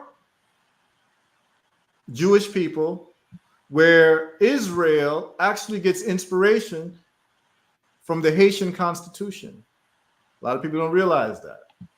In the Constitution of Haiti, when the Haitians under General Jean-Jacques Dessalines in 1804 defeated the French, the Spanish, and the British. Now, it wasn't just the French. It was the French, the Spanish, and the British. That's who we defeated. The Haitian Constitution says, number one, in Haiti, no Frenchman shall ever step his foot and be a business owner or a proprietor or own land. That's number one. Number two, any black person who makes themselves, remember 1804, slavery is running hard. They're still importing prisoners of war from different parts of America. From different parts of Africa to America and the Caribbean. And they actually have to stop it in America. And they put in the Constitution, I think it was 1822, when they were importing the last Africans because the population numbers were getting too big. And this plays a role in Israel as well. In Haiti, if you're an African and you reach Haitian shores, if you step your foot in Haiti, not only are you free, but you're also an automatic Haitian citizen. This Haiti was essentially the beginnings of the idea of an Israel for black folks. Haiti was the only refuge in the Western Hemisphere for black people who were enslaved. And a lot of black folks wanted to get to Haiti. As a matter of fact, Denmark Vesey was once a Haitian who was sent to South Carolina, and he still kept in touch with Haitians, and the Haitian army was supposed to help him at stage 2 if they were able to take over the armory in South Carolina. But it didn't happen. He got ratted. We have our brother Haile Israel tapped in. Big up, Haile.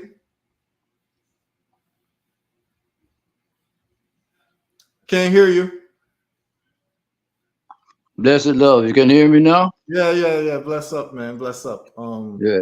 See you. Boy, you're a walking, talking history book, my brother. I love what you're doing, man. I love it, man. Yeah. It's important for people to understand this because we find ourselves in a situation that it's not being explained to us properly, and we can't understand why certain things are happening. People are taking the stances that they're taking. So, excellent.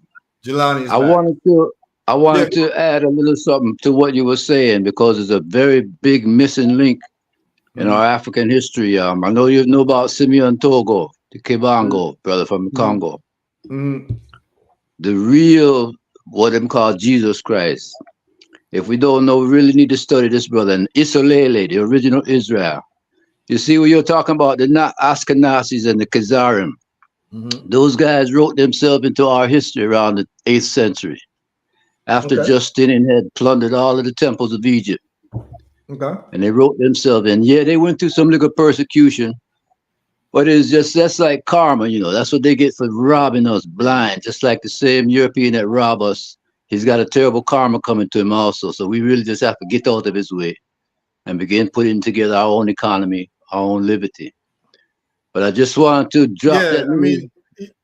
I just wanted to insert that little thing about this, the Congo, the real Hebrews from the Congo, who really practiced the Metaneta, who brought the whole idea of the Jesus story, because as you know, it's a plagiarized story from thousands of years before Christ. There's a book by Kersey Graves called The 16 Crucified Christ, Christianity Before Christians. So there's a deep history of the original African who they robbed and again called Israel, and it's exploited and totally distorted the idea of us being the most spiritual people on the planet. And they, like you say, they add this name Yahweh and Jehovah, and they have everybody thinking that this is the only name, this is the absolute name. And they brainwash even a lot of Rastafarians, because I was involved in Rasta for many, many years. I'm still involved in it, but it's a progression. It's like a stepping stone. You know, you grow. As you live, you grow, and you learn. And I come into my elder years, I realize how important it is for us to take on this knowledge that you're sharing, knowledge from brothers like John Henry Clark, Asa Gilliard, and all those brothers in America that have gone to the Nile Valley and overstood that civilization and seen how obviously all of these Christian, Jewish, Muslim traditions have been plagiarized from original Metaneta. So I just wanted to insert that, because what you're doing, you cover the whole ground, my brother. You cover everything. As you know, I spent time in Ethiopia also. Yeah. And even the Ethiopian Christians and Ethiopian Jews are still somewhat misled. Yeah, I mean, You know? you're gonna perpetually have debates about religion and who did this and who did that. But me, my philosophy is that people are free to believe whatever they want, whether it's true or not.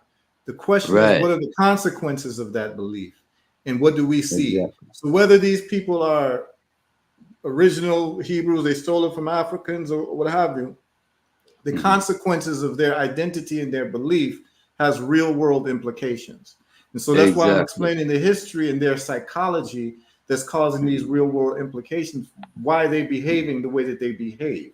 And so Yes, yes. when we talk about the Ashkenazi Jews, who are the main sect of Jews who are running Israel right now, it's very important to understand their psychology so that you be able to understand what they really mean when they say things and when they're not being honest about what they say, because it doesn't fit what you call the asili, which is what Marimba Ani refers to, the germinating seed or the germinating root of any type of civilization or identity. And what you have to understand is that for these people, Israel is do or die for them. That if they do not have Israel, they will be exterminated off the face of this earth, because they don't believe that they can lose another 6 million people.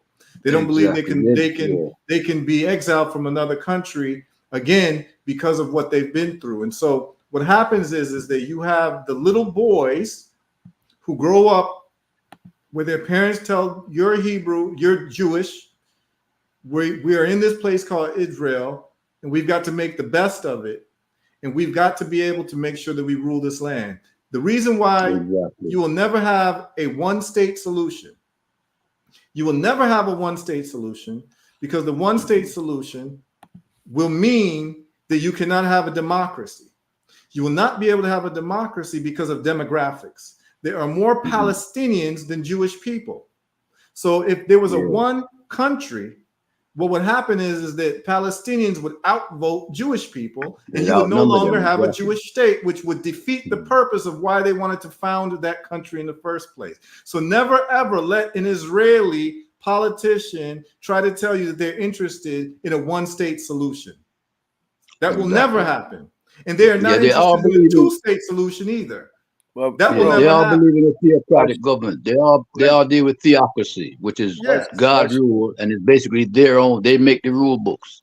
Like I said, they have brainwashed themselves and their children to their fact that they're the chosen people.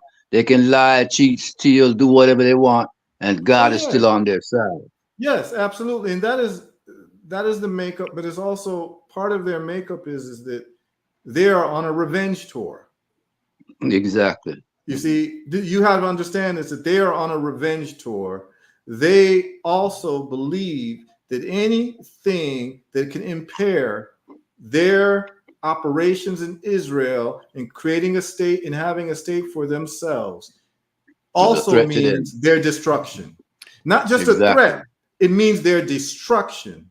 Now, so what I want to share with you all is what happens to a people when you are not aware of these things early in terms of land. So I want to share this with you all of the map of Israel throughout the years, Israel and Palestine throughout the years. Yeah. Let me add something else too. Historically, that's the land of the Philistines. They just changed the phonetics at the beginning. Yes, the Palestine. Philistines, so back in the so-called we know that the Philistines were the Canaanites, and these were black folks. Same Canaanites. So, exactly. So here's the deal. This is it right here. I was just pulling that thing up, you know. So in 1947, before the Balfour Declaration, and there was a partition to create Israel, which was 1948, this is what it looked like. The green is Palestine. This is where Golda Meir, the future president of Israel, had her passport, Palestine. Then there was a partition where Israel got all this land. And then you had a war in 1967, and Israel got more land. And then you've had a settler program where the Jewish people bring in their distant relatives from Europe to come and settle on land and take the land from the Palestinians. So right here is what you call the Gaza Strip. And all this is the West Bank area. Okay, this is the Gaza Strip, and this is the West Bank area. So, according to Zionism, from the very beginning, which was after World War II, resolved in 45, the idea was to have all of this as Israel, which they call from the river to the sea. You will hear that type of language where the Palestinians talk about Palestine shall be free from the river to the sea. What the river is they're talking about the Jordan River, which is right here. Hey, this is the sea, which is the Mediterranean Sea. Hey, Ru, I'm not seeing any pointer if you're using one, a cursor or whatever. Oh, okay. So you can't see the cursor. So I want you all to just look at the 1947 map where it's mostly green. On the right-hand side where the green turns gray. Yeah. That's the Jordan River. And to the left, where you see that blue body of water, that's the Mediterranean Sea. Yeah. So when they talk about from the river to the sea, those are the borders that they're talking about. The Palestinians say that Palestine will be free from the river to the sea, and that is seen as an anti-Semitic slur because what that means is that Israel will no longer exist, and that's where they get triggered.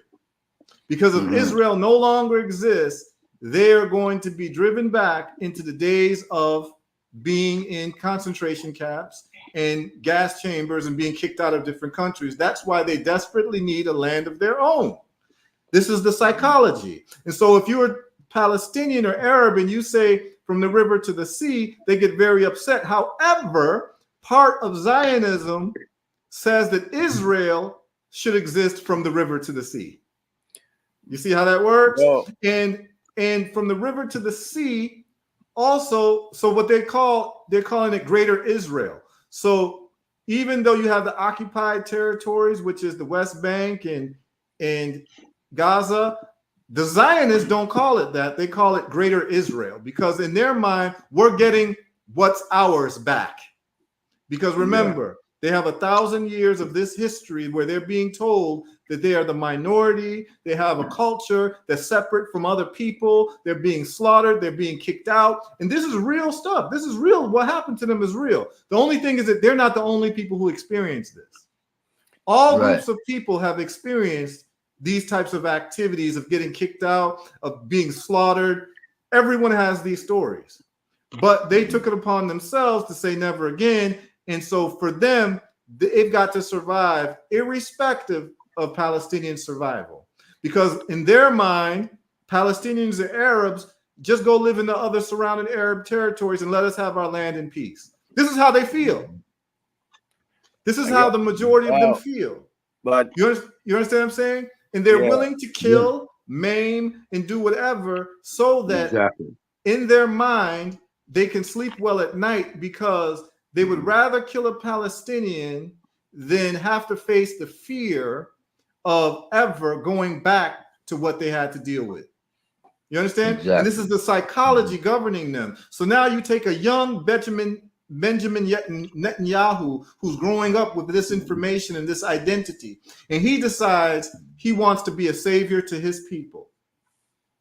Correct. He is tired of being humiliated. He is tired of watching old World War II footage and seeing emaciated Jews who are part of his people who are defenseless and cannot fight. He wants the Jewish people to restore their manhood in the Council of Nations on earth. Yeah. Does that sound familiar to y'all? It sounds that's how he was programmed. Yeah, he was programmed that way. Very familiar because all of us who are Africans who want to get African liberation and get us back, we feel the same way. We're tired of being humiliated. We don't want to be second-class citizens in other people's countries.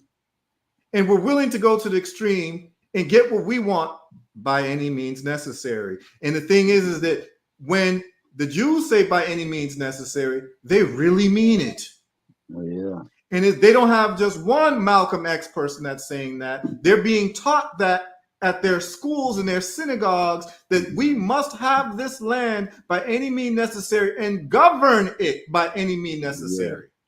Yeah. And we're willing to do whatever. We're willing to kill whoever, and we're willing to be killed.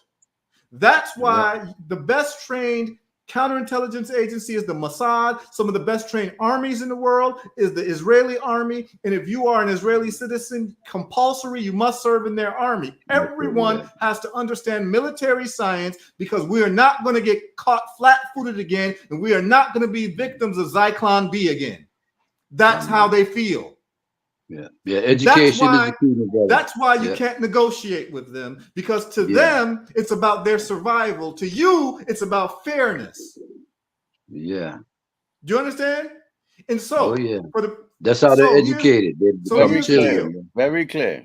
So here's the deal. I have friends who I grew up with who are Palestinian, and they've told me stories of their grandparents' house in the Israeli army coming and saying, "You got to go." And they take the house and give it to a new immigrant Jewish family from Poland. This has happened throughout, and that is how someone asked, how did they take that land? This is how you see what you see in terms of over time that land is taken. And what you see is that small amount of land left for Palestinians, where you've got millions. The population of Israel is about 9 million people, and the population of Palestinians is even more. But you see the small amount of land the Palestinians have compared to Israel when you look at that map. I'm going to share the map again for people to look at. But the problem is that if that becomes Israel and Palestinians are allowed to vote, you will no longer have a Jewish-run majority, and you will no longer have the purpose of why they wanted to have Israel in the first place. This is why the Palestinian problem is an intractable problem, and you will never have peace in that land, because the Jewish people feel that, listen, let us have something. Let us have something. And we took over people's houses, but America, you can't say nothing because you did it to the Native Americans. And their articulation is this: hey, if you've got a problem with us taking Palestinian houses and living in there, those who are going to admit it, those of you living in America who live in states that still have the names of Native Americans, like Illinois, Massachusetts, Okeechobee, Florida, Missouri. These are all Native American tribes and ethnic groups. If a Native American family came to your door in Michigan or Detroit right now and said, "This is our land," because Michigan is a tribe. This is our land, and this is where our property used to be. We need you to get out of our house and get it and reclaim it back. How many Americans who are pro-Palestinian and anti-Israel would give up their house for the moral right of Native Americans to reclaim where they've been kicked out of? Bro, they would not do it. This is really about the conqueror and the conquered. This is about the conqueror and the conquered. And what you want to do as a conquered person you do not, under any circumstance, want to be conquered at all, or second best, you don't want to be conquered too long. Here's why. Look at this map. This is in 50 years. That's what not has even happened. long. That's not even long. Yeah. But what happens is that when these Israeli children whose parents are from Poland, they're born in Israel and they have children in Israel. That's all they know. Correct.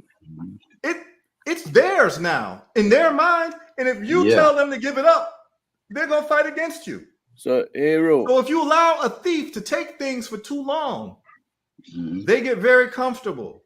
And that place no longer is your place and you're going to have to fight for it. Just like if a Native American came knocking at your door right now and said, "Yo, we need this piece of land back." Mm-hmm. Mm-hmm. You ain't giving up your house, Mr. Pro-Palestinian American. You're not, because it's been too long, and you're gonna say we had nothing to do with it. We didn't take this from your grandparents. We didn't take this from your great-grandparents. It just happened, and we just happened to be born here, and that's just what it is. And that's how modern-day Israelis feel, who were born there, and their grandparents were born there. So they're like, this land is ours because this is all we know. And so this is the danger of allowing being conquered to happen too long, because the next generations do not feel any privity of the original crime, to the original crime. They do not feel any responsibility for the original crime. That's why white Americans would say, I can't give you reparations. I didn't enslave you. And it went on too many generations. Yo, places around Israel, the countries such as Syria and Iran and Yemen and different places say we will never recognize Israel as a state. It is not legitimate. Right. Iran, for the very first time ever, sent missiles against Israel yesterday. I think it was a day before. Over 300. Over 300, brother. From Iran. It wasn't from some proxy place. Mm-hmm. You know, this place is such a hotbed. Like you said earlier, World War III, it can literally ignite and it can literally ignite a planetary move of destruction, right? And what is hitting me hard, the theme, the concept that's coming to me hard, is the Crusades. This is another level of the Crusades. Muslim against Judaic Christian vibes. You know what I mean? It's like, where does that leave everyone else? Imagine for a second that the arranged dude becomes the next president of the United States with his with the mannerism in which he thinks, the attitude that him have, this will only amplify more violence, because the 34,000 people Israel have now killed since October 7th, the 34,000, the 13,000 plus children they have now murdered. The starvation tactics they are using and stuff like that, right? Imagine the children that are going to survive this in Gaza. Well, this is the whole point of this conversation, is to understand the psychological profile, because you cannot be a human being who lives in Gaza and not hate the Israeli government. You cannot grow up in that type of, you would not be a human being if you did not have that emotion, because you've seen your family members get killed. Remember, the Jewish people saw their family members get killed in Auschwitz. There is no opportunity for you to say that they should not hate the Nazis. No, let me say this. So the people of Gaza who have had their parents blown up, their houses confiscated, they're living under martial law. There's no way that they could ever find peace with a people who has done that to them. So their psychology now is a psychology based on psychotic rage. And for them to feel like human beings, they have to engage in catharsis. And that catharsis is fight with whatever you've got, rocks, stones, rocket, bottle rockets. They are literally in survival mode. The Of Jewish course. folks Of course they're in survival mode. And remember this though, Jalani. The Israelis feel like they're in survival mode too, based on their history. Yes, no, I was saying they are in survival mode because from their foundation in 47, 48, they were surrounded by enemy. Well, let's parse that out a little bit. Yeah, go ahead. Because a lot of times the Jewish people who are pro-Israeli will say the Arabs around us hate us because we're Jews. And what I'm saying is that most of them don't hate you because you're Jews. But remember, that's part of their narrative. Correct. Based on being kicked out of these countries in the past. Correct. So they could say we have a precedence of Arab countries kicking us out and hating us because we're Jews. No. But the main reason why they are disliked is not because of their religion or because of the Torah, it's because of their behavior that is not separated. Their political ideology of taking this land away from people who happen to be Muslims for your own benefit is not something that's going to make fellow Muslims happy. So but they don't see it that way. They see it as they hate us because we're Jews. It's like a Native American hating a white man. He don't hate you because your skin is white. He hates you because of what you actually did, and that behavior has been associated with your phenotypical expression. Correct. You understand what I'm saying? The white man comes and he takes land from people and poisons people and so this is when a Native American says that he hates a white person, it's not because he hates your white skin per se. He hates the activity that has been associated with your phenotypical expression. And so when Palestinians would say that they hate the Israeli government, they're saying they're not making an ecclesiastical determination of your religion versus theirs. They're saying that we hate the fact that you took literally our houses away from us. Literally. You understand what I'm saying? But the Jews are triggered because they've been kicked out of every country and they're used to being hated.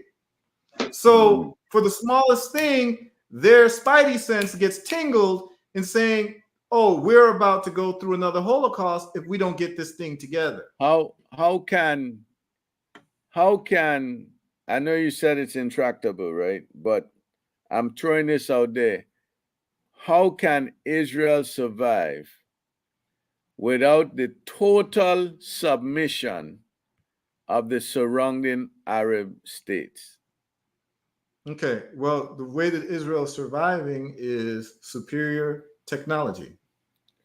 Well, I'm going to say this. In this day and age, the tech... No, I want you to listen carefully. I want you to listen carefully. Okay, go ahead. The reason why they have a problem with Iran is because Iran looked around and they see Pakistan and they see Iraq and they see India and they see Afghanistan. And they've noticed that Pakistan is also Muslim, but they don't get the pressure from America that other Muslim countries get in terms of just America invading you. Mm-hmm. What is the difference between Pakistan and Iran or Iraq or Afghanistan or Libya? Pakistan has nuclear weapons. Correct. And India. So what people have learned is if you get nuclear weapons, United States has to change its foreign policy towards you, because you now have something that's a great equalizer. So for Iran, they want nuclear weapons too, because they have a strong history of United States interference in their foreign policy, going all the way back to Mossadegh and the Shah of Iran from the 1980s, because the United States CIA has overthrown democratically elected people. And this guy named Mossadegh, he was overthrown, and the Shah was given power from the United States CIA, which the people of Iran hated, which then foisted the Iranian Revolution, which turned them into a religious theocratic state based on Shiite Islam. But the problem is that the Arabs don't get along with each other. This is something familiar, right? The Arabs don't get along with each other based on many different things. And one of the most glaring reasons that they don't get along with each other is the separation of Islam between Sunni and Shia, which is about the succession of the Prophet Muhammad and who should be in charge of the Ummah, which is the Muslim community. The Shiites believe that it should be bloodline based on Muhammad and his descendant Ali. The Sunnis believe that it should have been Abu Bakr, which was Muhammad's right-hand man. You understand what I'm saying? And most Muslims are Sunni. Saudi Arabia is Sunni, but Iran is Shiite, and they have different customs, different practices, and what have you. But they all are Muslims, but they are separated along those lines, and they are blood feud enemies. That's why Iraq and Iran was going to war. They had religious differences, and they also had geopolitical differences, and their war was very brutal, and they shared borders. They don't get along with each other.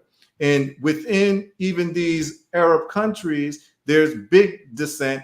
And these kingdoms were kingdoms that were forced together. So, for instance, Saudi Arabia used to be a confederation of kingdoms, of small fiefdoms, until this guy named Ibn Saud decided to put his foot on the neck of the rest of the kings in that area and united it and called it Saudi Arabia, which is called Saudi Arabia. It's named after him. You understand what I'm saying? Yeah, Ibn Saud, that's his name. Yeah.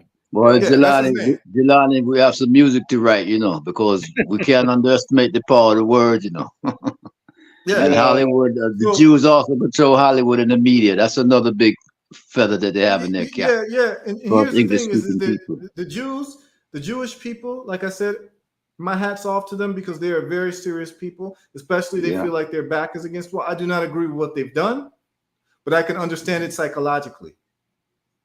If I think that this is my last run and my last chance for the survival of my people, am I willing to do anything, whether it's fair or not, under the rules of the jungle to preserve our people? Those men who have that type of mindset become the heroes of a people.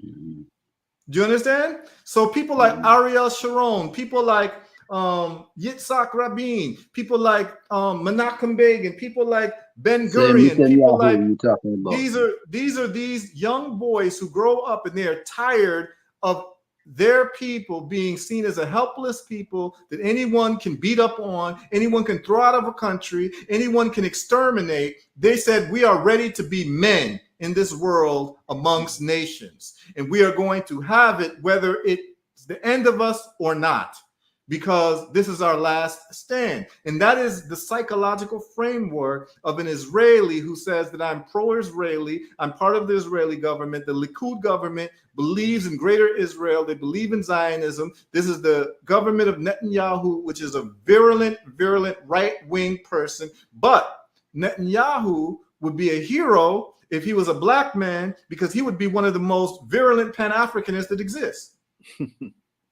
Netanyahu, if he was born in Gaza as a Palestinian, he would be one of the leaders of Hamas. Because there are some people who are just not good soil for being humiliated. Yo, so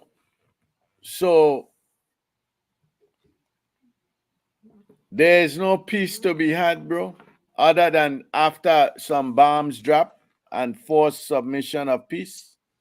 What's the peace that was had in America with the Native Americans? They fought war until they couldn't fight anymore and they were put on reservations. What's the peace that was to be had with the Australian Aborigines? They fought until see what happens is that when people take over your land, they have a long-term plan. And the long-term plan is to keep you down and at the same time outbreed you so that one day they become the majority. Israel has not reached that level yet. So because they're not the majority, so once Israel's population is the overwhelming majority over the Palestinians, at that point, they would say, we can have a one-state solution. Yeah, because you will be the minority. You'll be the minority in Israel. Right now, the Palestinians would be the majority.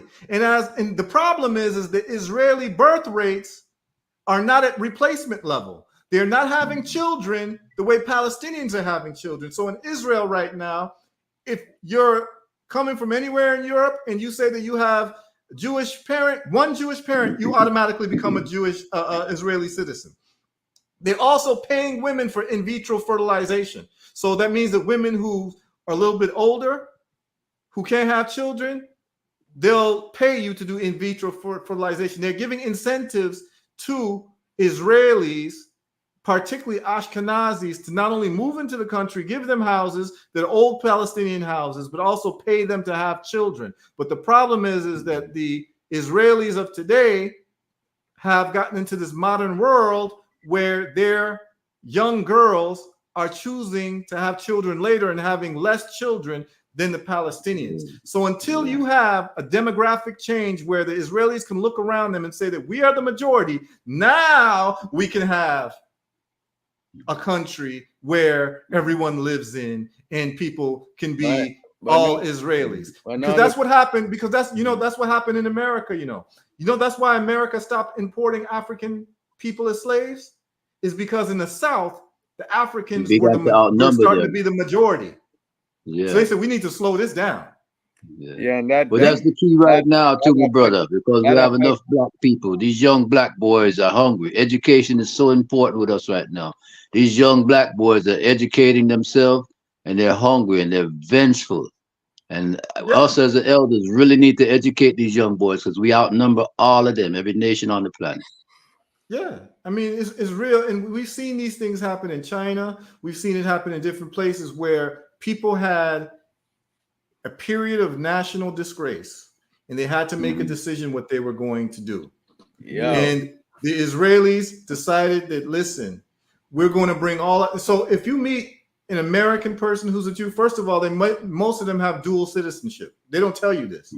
Yeah. And they're American citizens, but they also are registered for the Israeli army at the same time. They get a special type of deal by having dual citizenship in Israel and still can fight for the Israeli army and still be Americans and go back and forth. Now, also, what the Jewish people of America have also done is they send billions of dollars back home to Israel. Correct. Because it's seen as their duty so their people can stay alive and their people can stay put. That's why Israel is advanced. They actually have some of the most advanced forms of agriculture. They're able to grow vertical farming in deserts. They've done a lot of innovations in agriculture. They're very serious about technology. They're very serious about weapons.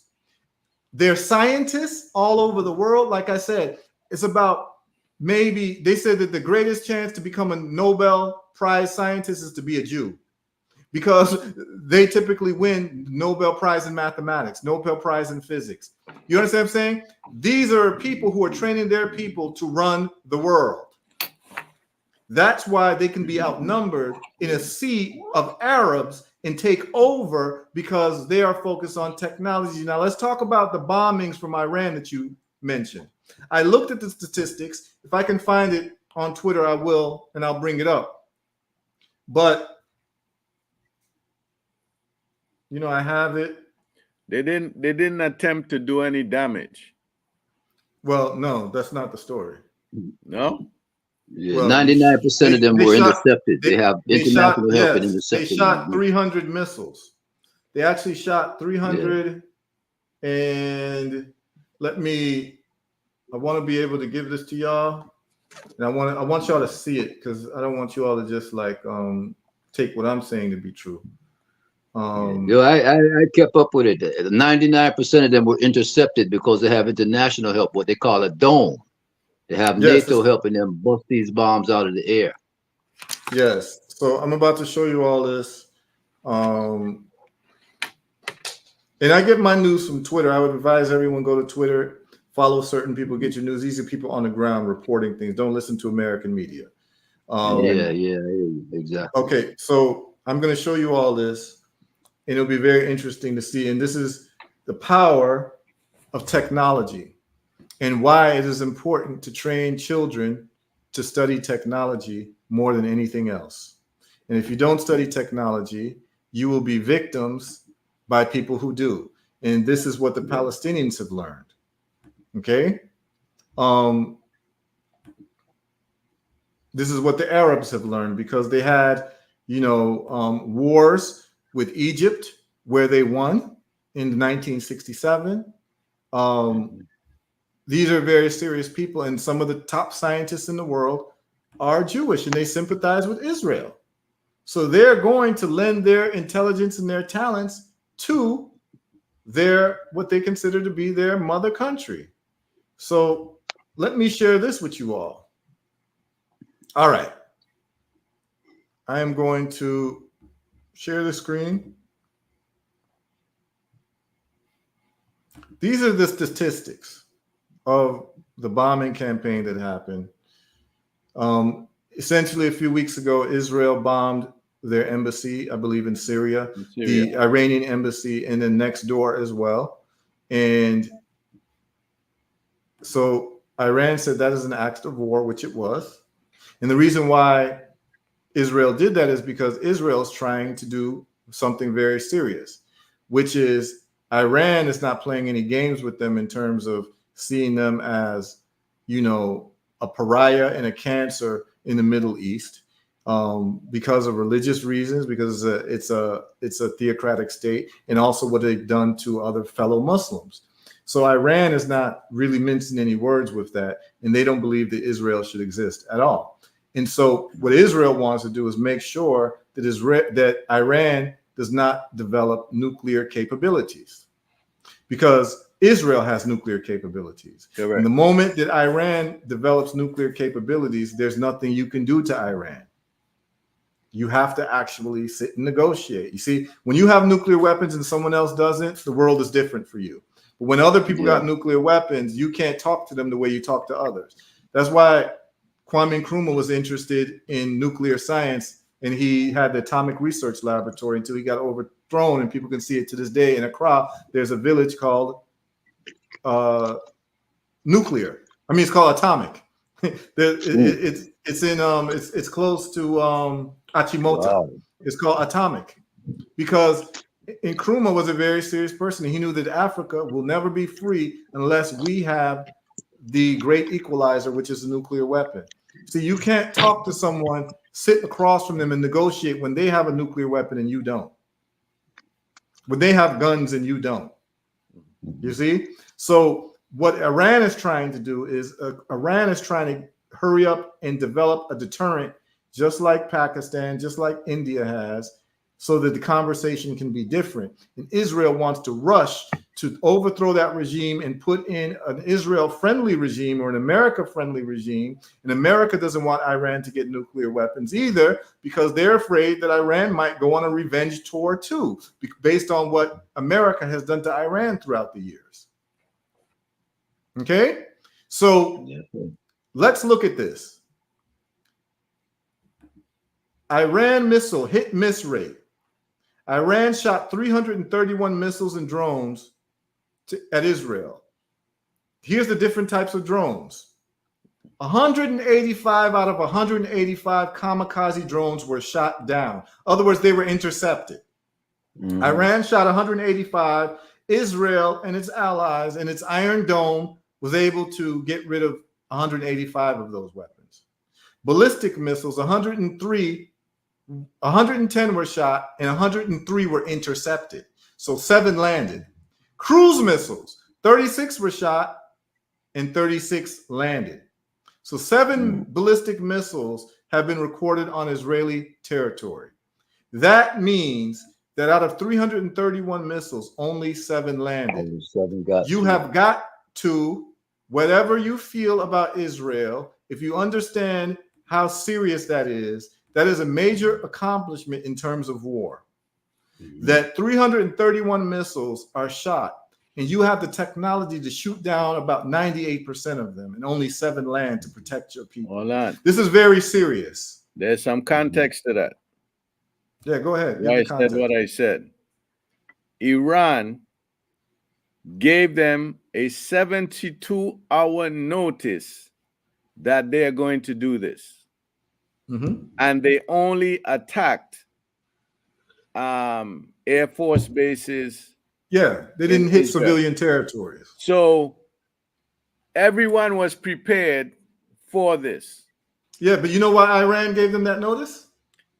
They were not trying to kill people. No, They you know were why? simply they were simply showing them, yo, without notice, we could touch you. That's Like, not why. yo, okay, That's not let why. me hear you. Let me hear you. Iran gave them notice because Iran wanted them to be prepared. Because Iran, you ever get into a fight? You know, before you throw the first swing, you all are kind of feeling each other out. Yeah. Seeing how this person moves, seeing the stance that the person takes to know if the person can fight or not.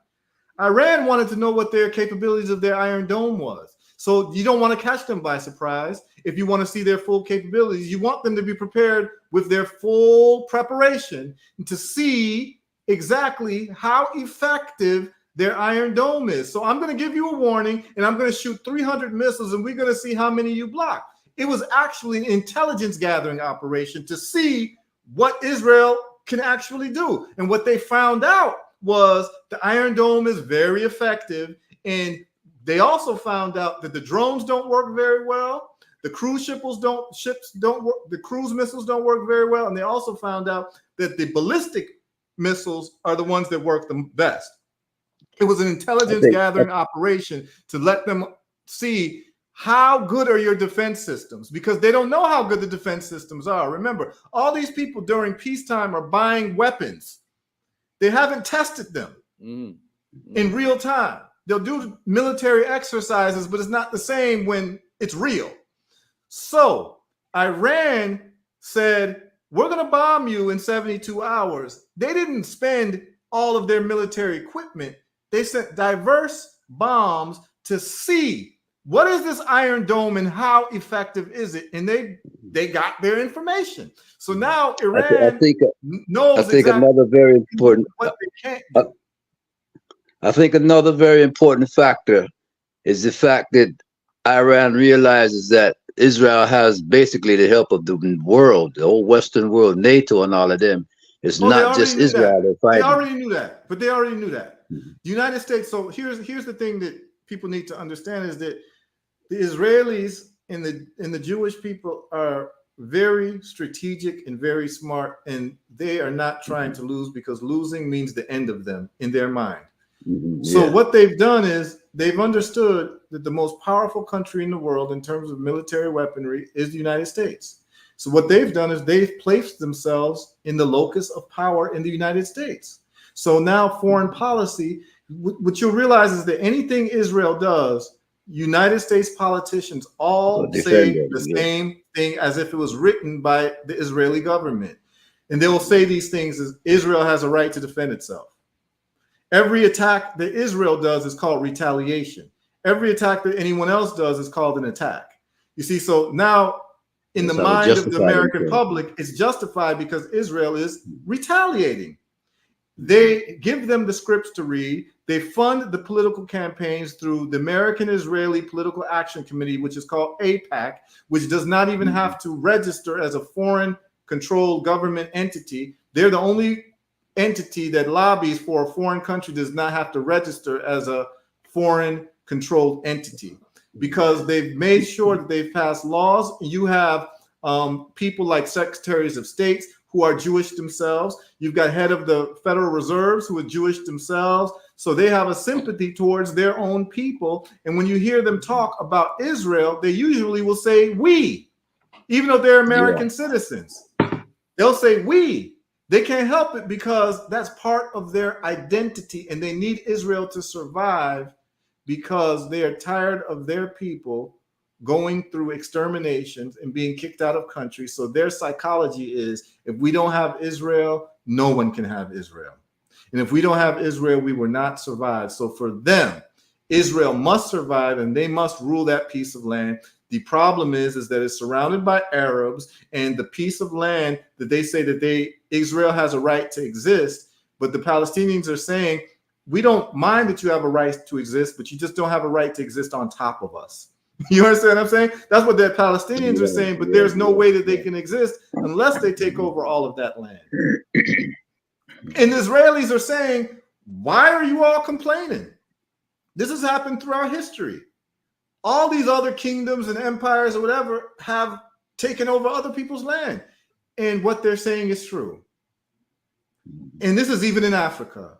When you saw the rise of the Ashanti Kingdom spread itself by taking over other kingdoms and killing people and absorbing people into their culture.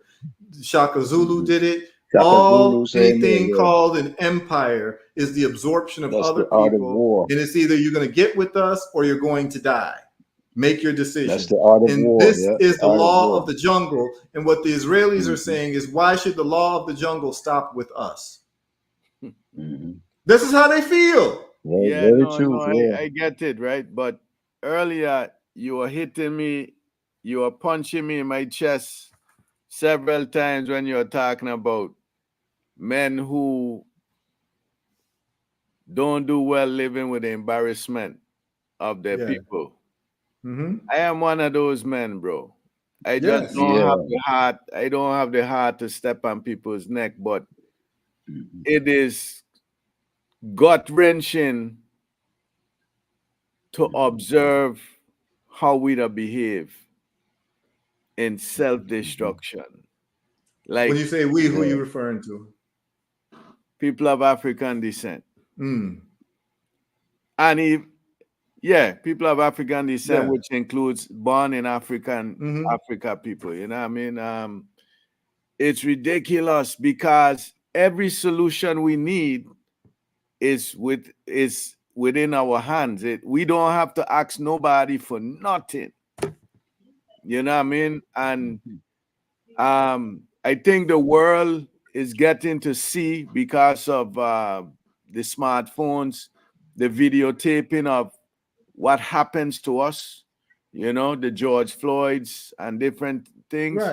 Right. The world is getting to see now, and they're seeing that we're not crazy, we're not, overreacting. It's real. You know what I mean? And it's real, but here's the problem. The world seeing that, some people will say, "Oh, that now we understand why Africans are so angry, they're treated bad." But there's another way to see it too. Look at these people who can't defend themselves. Look at these men who think that they're men, who can't defend themselves, and it becomes a point of embarrassment. It becomes a point of being punked in the world stage. And there are certain men who say, do not show those images because our children don't need to see us being powerless. See, this is how the Jews feel.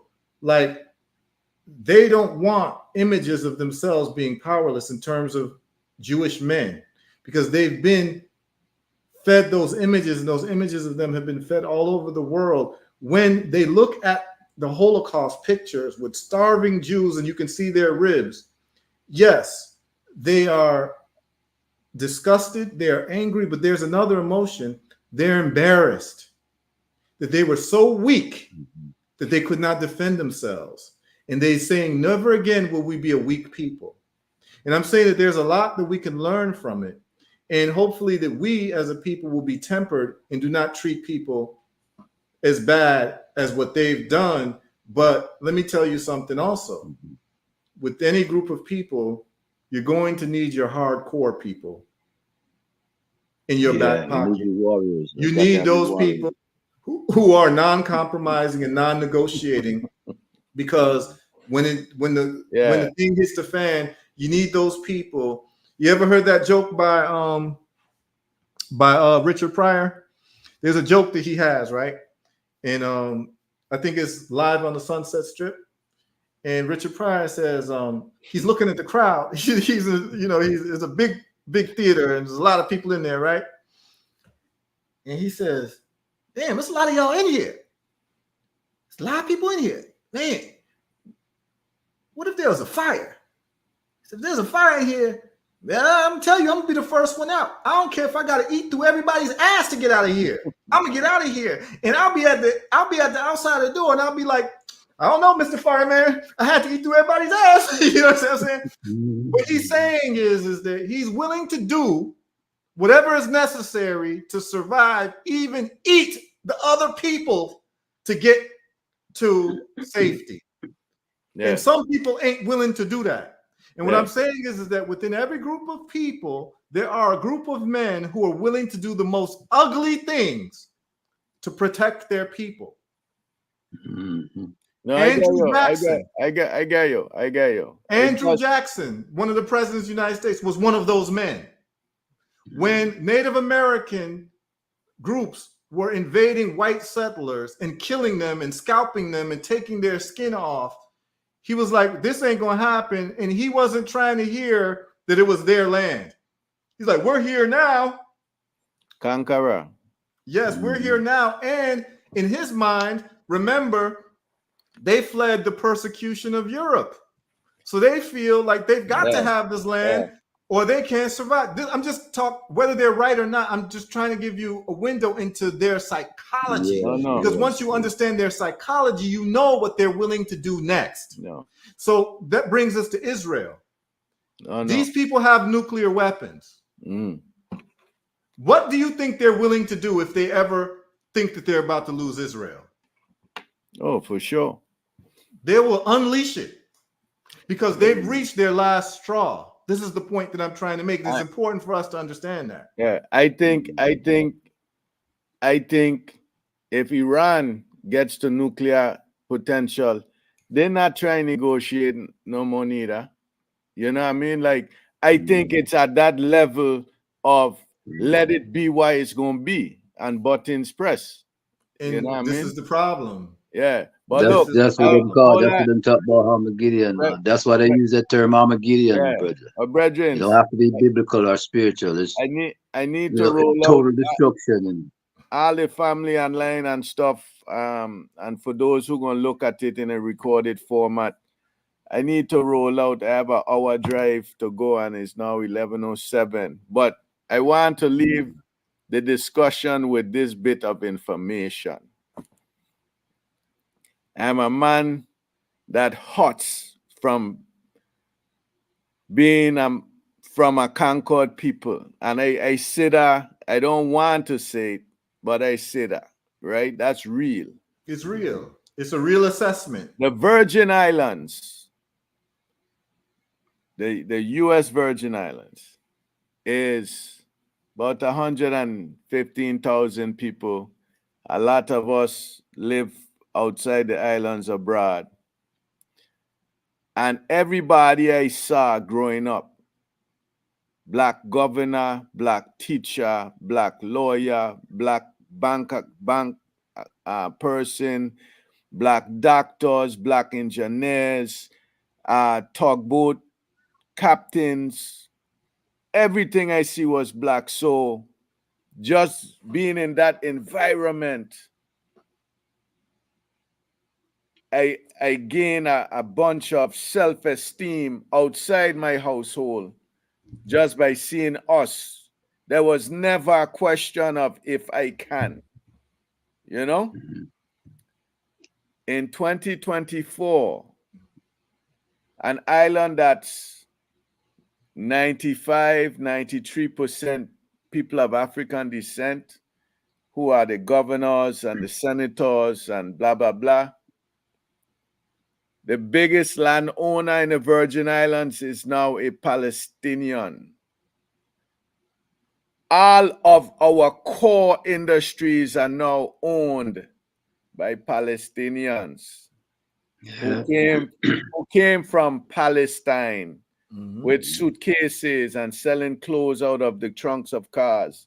Now they own, out of 50 gas stations, they own 48 of them. They own all grocery stores, and I personally know of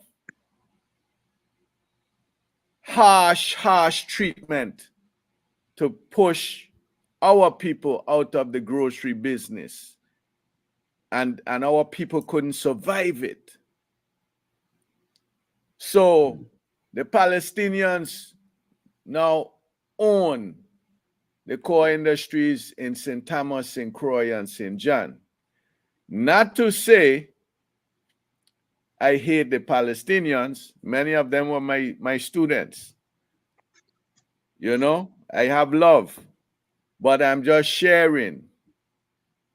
They have been sending money home to Palestine. I spoke to one of my students in detail about her family and what did I do every summer, blah, blah, blah, blah, blah, blah.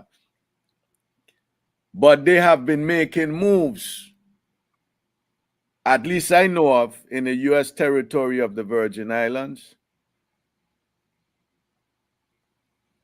to build up, you know what I mean? They are now the largest landowners in the entire Virgin Islands. Absolutely. They own all the food distribution centers. Yeah. The fossil fuel distribution centers. Yeah. Taking over the taxi industry, which governs the largest income generator in the Virgin Islands. You know what I mean? Mm-hmm. So, and you know what I say? You know what I say to them, Jalani? I salute anybody who can organize themselves to make it work for themselves. Another example for us. I'm not one of these people. I'm not one of these people who get mad at other people performing. Yeah. The question is, when are we going to perform?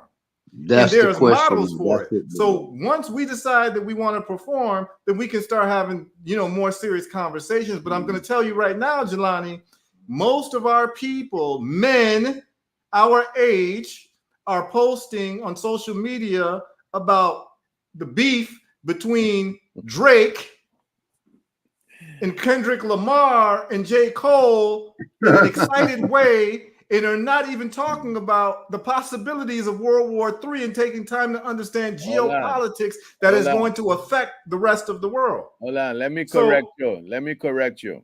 Yeah. It's not men our age that's talking about Kendrick Lamar, J. Cole, and thing. That's the generation below us. Men our age talking about, I hope Atlanta Falcons get Shador Sanders, and Patrick Mahomes is the best quarterback. Right. And all this clungery, brother. Men in tights with exaggerated shoulders who don't do nothing of realness in our community, But and brothers, give thanks, Jalani. I have to jump in this car. Yeah, man. Blessings. Thank you. Hope it was informative. I learned a good bit. Yes, We'll talk, okay? Yeah, man. I should see you tomorrow, this afternoon, man. God bless, All right, brethren. Okay. Blessings to all. Yeah. All right. And if anybody wants to call in now to, chime in and give their opinion, you can do it too. And then also for the people, if you found this content empowering, you can hit up the Cash App, which is $Herbal Results. We've been doing very well with that. People have been very appreciative of the information we're providing with this show. And so it allows us to keep everything going. So if you find it that it is empowering to you, if you want to hit us up with $1, $5, whatever you want to do, that's fine. It's just called reciprocity. But at the end of the day, I would like us to start changing the tone of these conversations and understand that the world is not a fair place, and the world is molded by men in iron, steel, sweat, and blood. And these men that you may dislike of other groups are seen as heroes and the saviors of their group, and that there will be no compromise on it. And until we have an understanding that we have to focus on science, technology, economy, business, and these things that make countries run and make people powerful and feared, we are just going to be on the sidelines and the low-hanging fruit for everybody else to be able to set up shop and do their businesses. Until we understand that, we're just going to be playing games. We're going to be having appeals to morality. And please understand that the Palestinians have made appeals to morality and international law since 1948 by filing UN resolution after UN resolution, and none of it has mattered. You've seen how their land has been taken slowly over time because there is a long-term plan to have done it. And part of that long-term plan is to make sure that there is no land for them at all, and that all of it is governed by Israel. And they have done a good job in actually reducing the land year by year by year, because that was the germinating root of Zionism and the germinating seed of them starting Israel in the first place. They did not come there to have a broken up piece of land. They came there to have everything from the Mediterranean Sea to the Jordan River, because they feel like they've been through enough and they need to have a country and a state of their own, big enough for them to stretch their arms and to fit enough of their people worldwide, so that it will be a refuge for their people and not anyone else. And if you look at the Bible, even Christians should be familiar with this type of sentiment, as in, I believe, one of the passages of the Bible, I think it's Matthew, where the protagonist, Jesus of Nazareth, is talking, and there is a woman who is sick, and she asks Jesus to heal him, and he says, "Woman, I have not come to give my gifts to swine, to cast my pearls to swine, and I've only come from the children of the house of Israel." And the woman replies back to him, "Well, even dogs must be able to eat from the seat of the master, the crumbs from the seat of the master." And then that's when Jesus says, "Oh, woman, you have acknowledged me as your master. I will help you now." So there is a sentiment. There's a sentiment that people came to save their own people, and we don't give a damn about other people of other groups, as Jesus of Nazareth, many people's protagonist, has even showed that sentiment by saying, "I've only come for the lost children of the house of Israel." So this is a philosophical, attitudinal approach that some people have, that I don't care about anyone but our own people. And the Israelis have made that come to flesh. After all, they're really just following what has happened in the Old Testament, where basically the story is them coming out of Egypt and them having a land that was supposed to be given to them by God. But the only problem was there was already people there called the Canaanites. So they had to get them out. They had to expel them out. So they're just following tradition, y'all. If you want to look at the Bible, like in a certain way, the Old Testament is really a land grab document that justifies land grab through what they're calling God's command. So they're doing nothing different now. They're being very consistent with their religious edicts. And those of you who are in shock don't understand things too well. Part of it is you don't understand the history that they have through their mythological history, and then also through their written history. The mythological history will be the Torah, and then their written history will be this history that I showed you of them being expelled in different countries. And it develops a certain type of psychological framework which lands you a psychopath like Netanyahu, where he says, "To hell with everyone else. I'm only about my people. I don't care about the pain and suffering of anyone else. We have to secure our spot in the world, and we are tired of being humiliated. And we are going to bring bear all of the intelligence of all of our diaspora in the field of physics and mathematics to make these weapons, to make sure that we can fulfill the manifest destiny of greater Israel." And that is what they are about. That is what they will always be about. They will not be about anything different. And if you hear them talk different, it is only for a moment of time so that they can secure more land to get what it is that they want. And anyone else who thinks that anything different is going on, just look at the map over time and understand that actions always speak louder than words. Yeah, they're still expanding. Yeah. Yes. Constantly just expanding. Like America expanded with the Monroe and the Manifest doctrine, where they wanted America from the Atlantic Ocean to the Pacific Ocean, and they made it happen. It was a doctrine that they had. So manifest destiny, same way. Yeah, it's manifest destiny. So this is nothing different. We've seen this before. People are shocked because it's 2024, but we've seen this type of activity before. It's just that the Palestinians are catching the brunt of it. And in an African context, please know that Africans have done this also. So for instance, Liberia. Liberia, in terms of Liberia proper, was founded by Africans who were enslaved in the Americas, who basically were given a colony by the United States, which is just like what Britain did for Palestine, for Israel. And when the Black American who were Africans who became Americanized through American slavery, went back home to Liberia, they discriminated and treated badly the indigenous people who were there. This is fact. And that's why you had names like Tubman, Coleman. These are white American names of people who were enslaved, who went to Liberia, and they actually had a chip on their shoulder and felt like they should rule over the indigenous Africans. So this has happened in our history as well, very recently. So I need people to understand that human beings operate on the laws of the jungle. And if you do not have the technology and you don't have the understanding of mathematics and physics and engineering to make your will happen, you will be subject to the will of others who understand mathematics, science, technology, physics, and all those things, because that is what runs the world.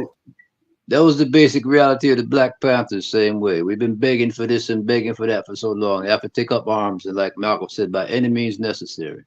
Yeah. So we find ourselves in that same situation again. Yeah, but to be real about it, taking up arms is not enough if you aren't manufacturing the arms yourself.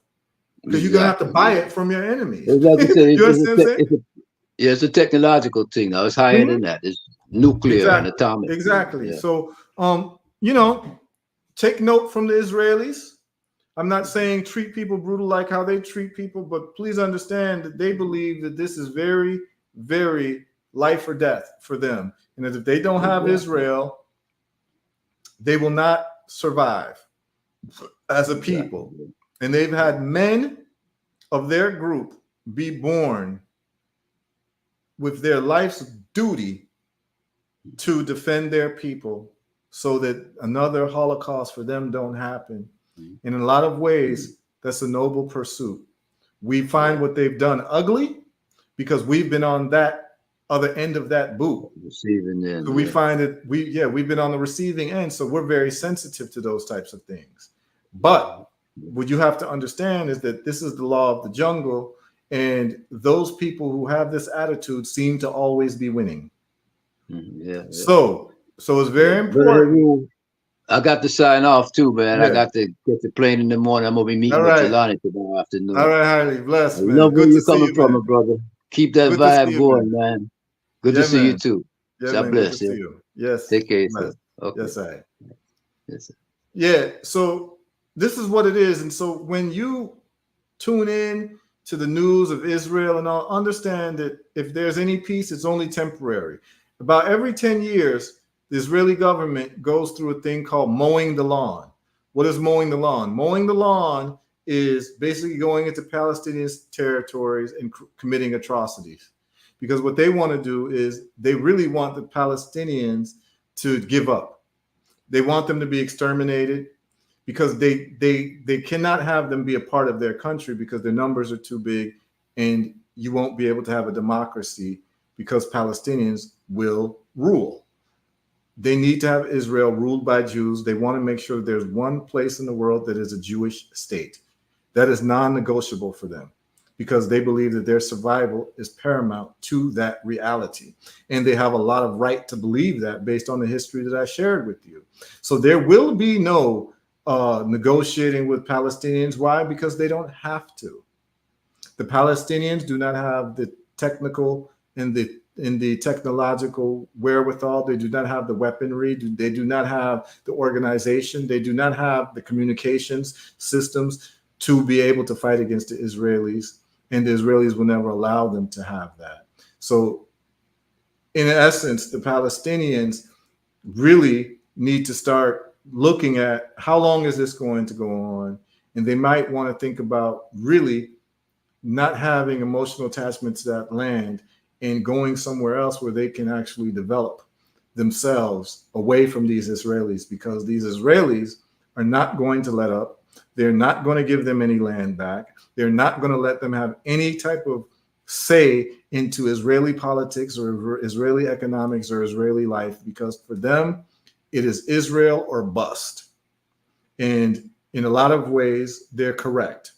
So the Palestinians are just an inconvenient truth and an inconvenient reality that the Israelis have to deal with, much like Native Americans were an inconvenient reality that the American government had to deal with. And what is in their future, unless they leave or allowed to leave that land and settle somewhere else in peace, where they can have a few generations to develop their people, they are going to be subjugated. They're going to be treated like dirt because their existence is impeding the vision of an Israeli ruled land. Period. It's not that they want the land for fun. They think that that land is necessary for them because of what they've been through, and they need to have at least one state in the world that is for Jewish people.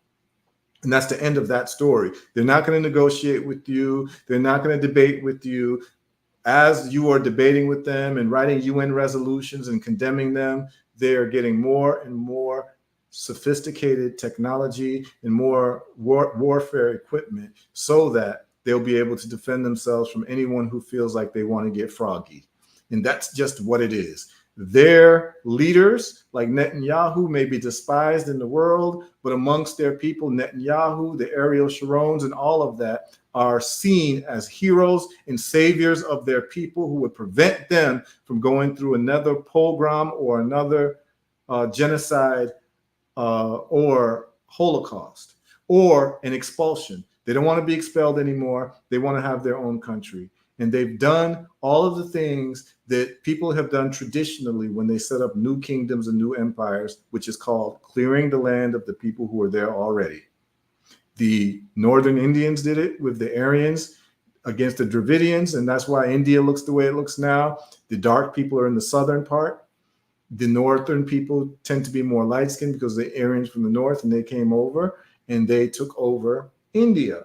And they did it slowly, year after year after year after year, and they're the people running it. It happened in Egypt. The Nubians were run out of Egypt. The Arabs took over all of North Africa. This happened. It happened slowly. And before you know it, you've got Arabs saying that they're the ones who built the pyramids. See, this is the problem that happens when people are allowed to conquer you and they've conquered you for too long.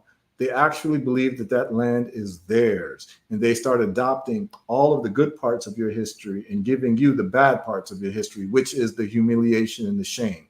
So to be a Palestinian right now is to live in humiliation and shame. And guess what will happen if the Palestinians ever get the upper hand? And this is what Hamas does whenever they feel like they can get an upper hand. You will see psychotic rage in the form of catharsis, because they have to be on a revenge tour themselves. And it's a cycle that never stops. If I was a Palestinian, I would probably be a member of Hamas.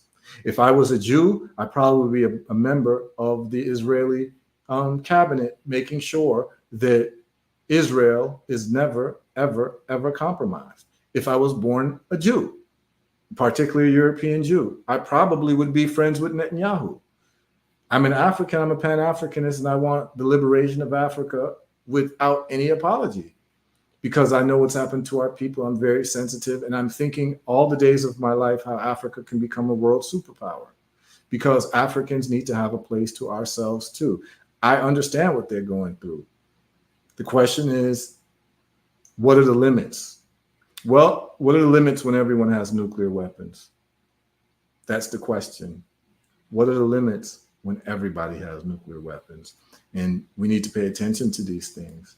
And so hopefully this conversation was helpful to people to understand what's going on, to understand you don't have to agree, but you need to know what other people are thinking and why they think that way and why they behave in a psychotic manner.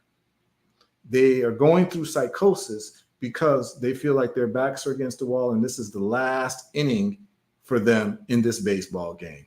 And if they don't solidify Israel for themselves, they believe that it is over for them in terms of the way that the world has treated them based on the credit history that they have had around the world.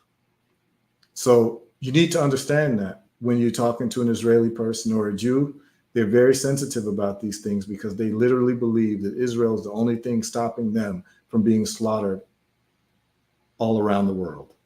and at least that they have one place in the world where they can go and be Jewish and have some type of sense of self and feel some sense of manhood and womanhood and not be slaughtered and be helpless people. These are very important lessons that Africans can take and decide to take seriously and understand that it's not going to be done through praying and religion and weeping and wailing and all of that. It is going to be done through science, technology, manufacturing, and a little bit of shrewdness by particular men who are willing to get their hands dirty and not apologize for it. That's just what it is. So if anybody got any questions, put it in the text now. If you want to call in, you can call in now. If not, we're going to start to close out because it's 11:30 p.m. We've been on 3.5 hours. We'll come on tomorrow with another topic that I think will be enlightening for people. But I hope that this has been enlightening for you all. Feel free to share this with your friends and your family because a lot of people do not understand what's going on. And hopefully this shed a little bit of light about the psychological worldview of someone who is a Jew and a psychological worldview of someone who's a Palestinian. To be treated the way that they've been treated, there is no way that a Palestinian child grows up and does not want to seek revenge against an Israeli. There's no way. Just like there's no Jew in the Warsaw Ghetto who does not want to seek revenge against a Nazi. This is a cyclical thing that happens in the jungle. And like I said, we are not removed that far from primates. And we still are into territorial disputes and possession and war and all of that. We have not cleansed our spirits of that. And until we do that, it is a game of, can you kick my ass? That's it. So that's what it is. So thank you all for tuning in.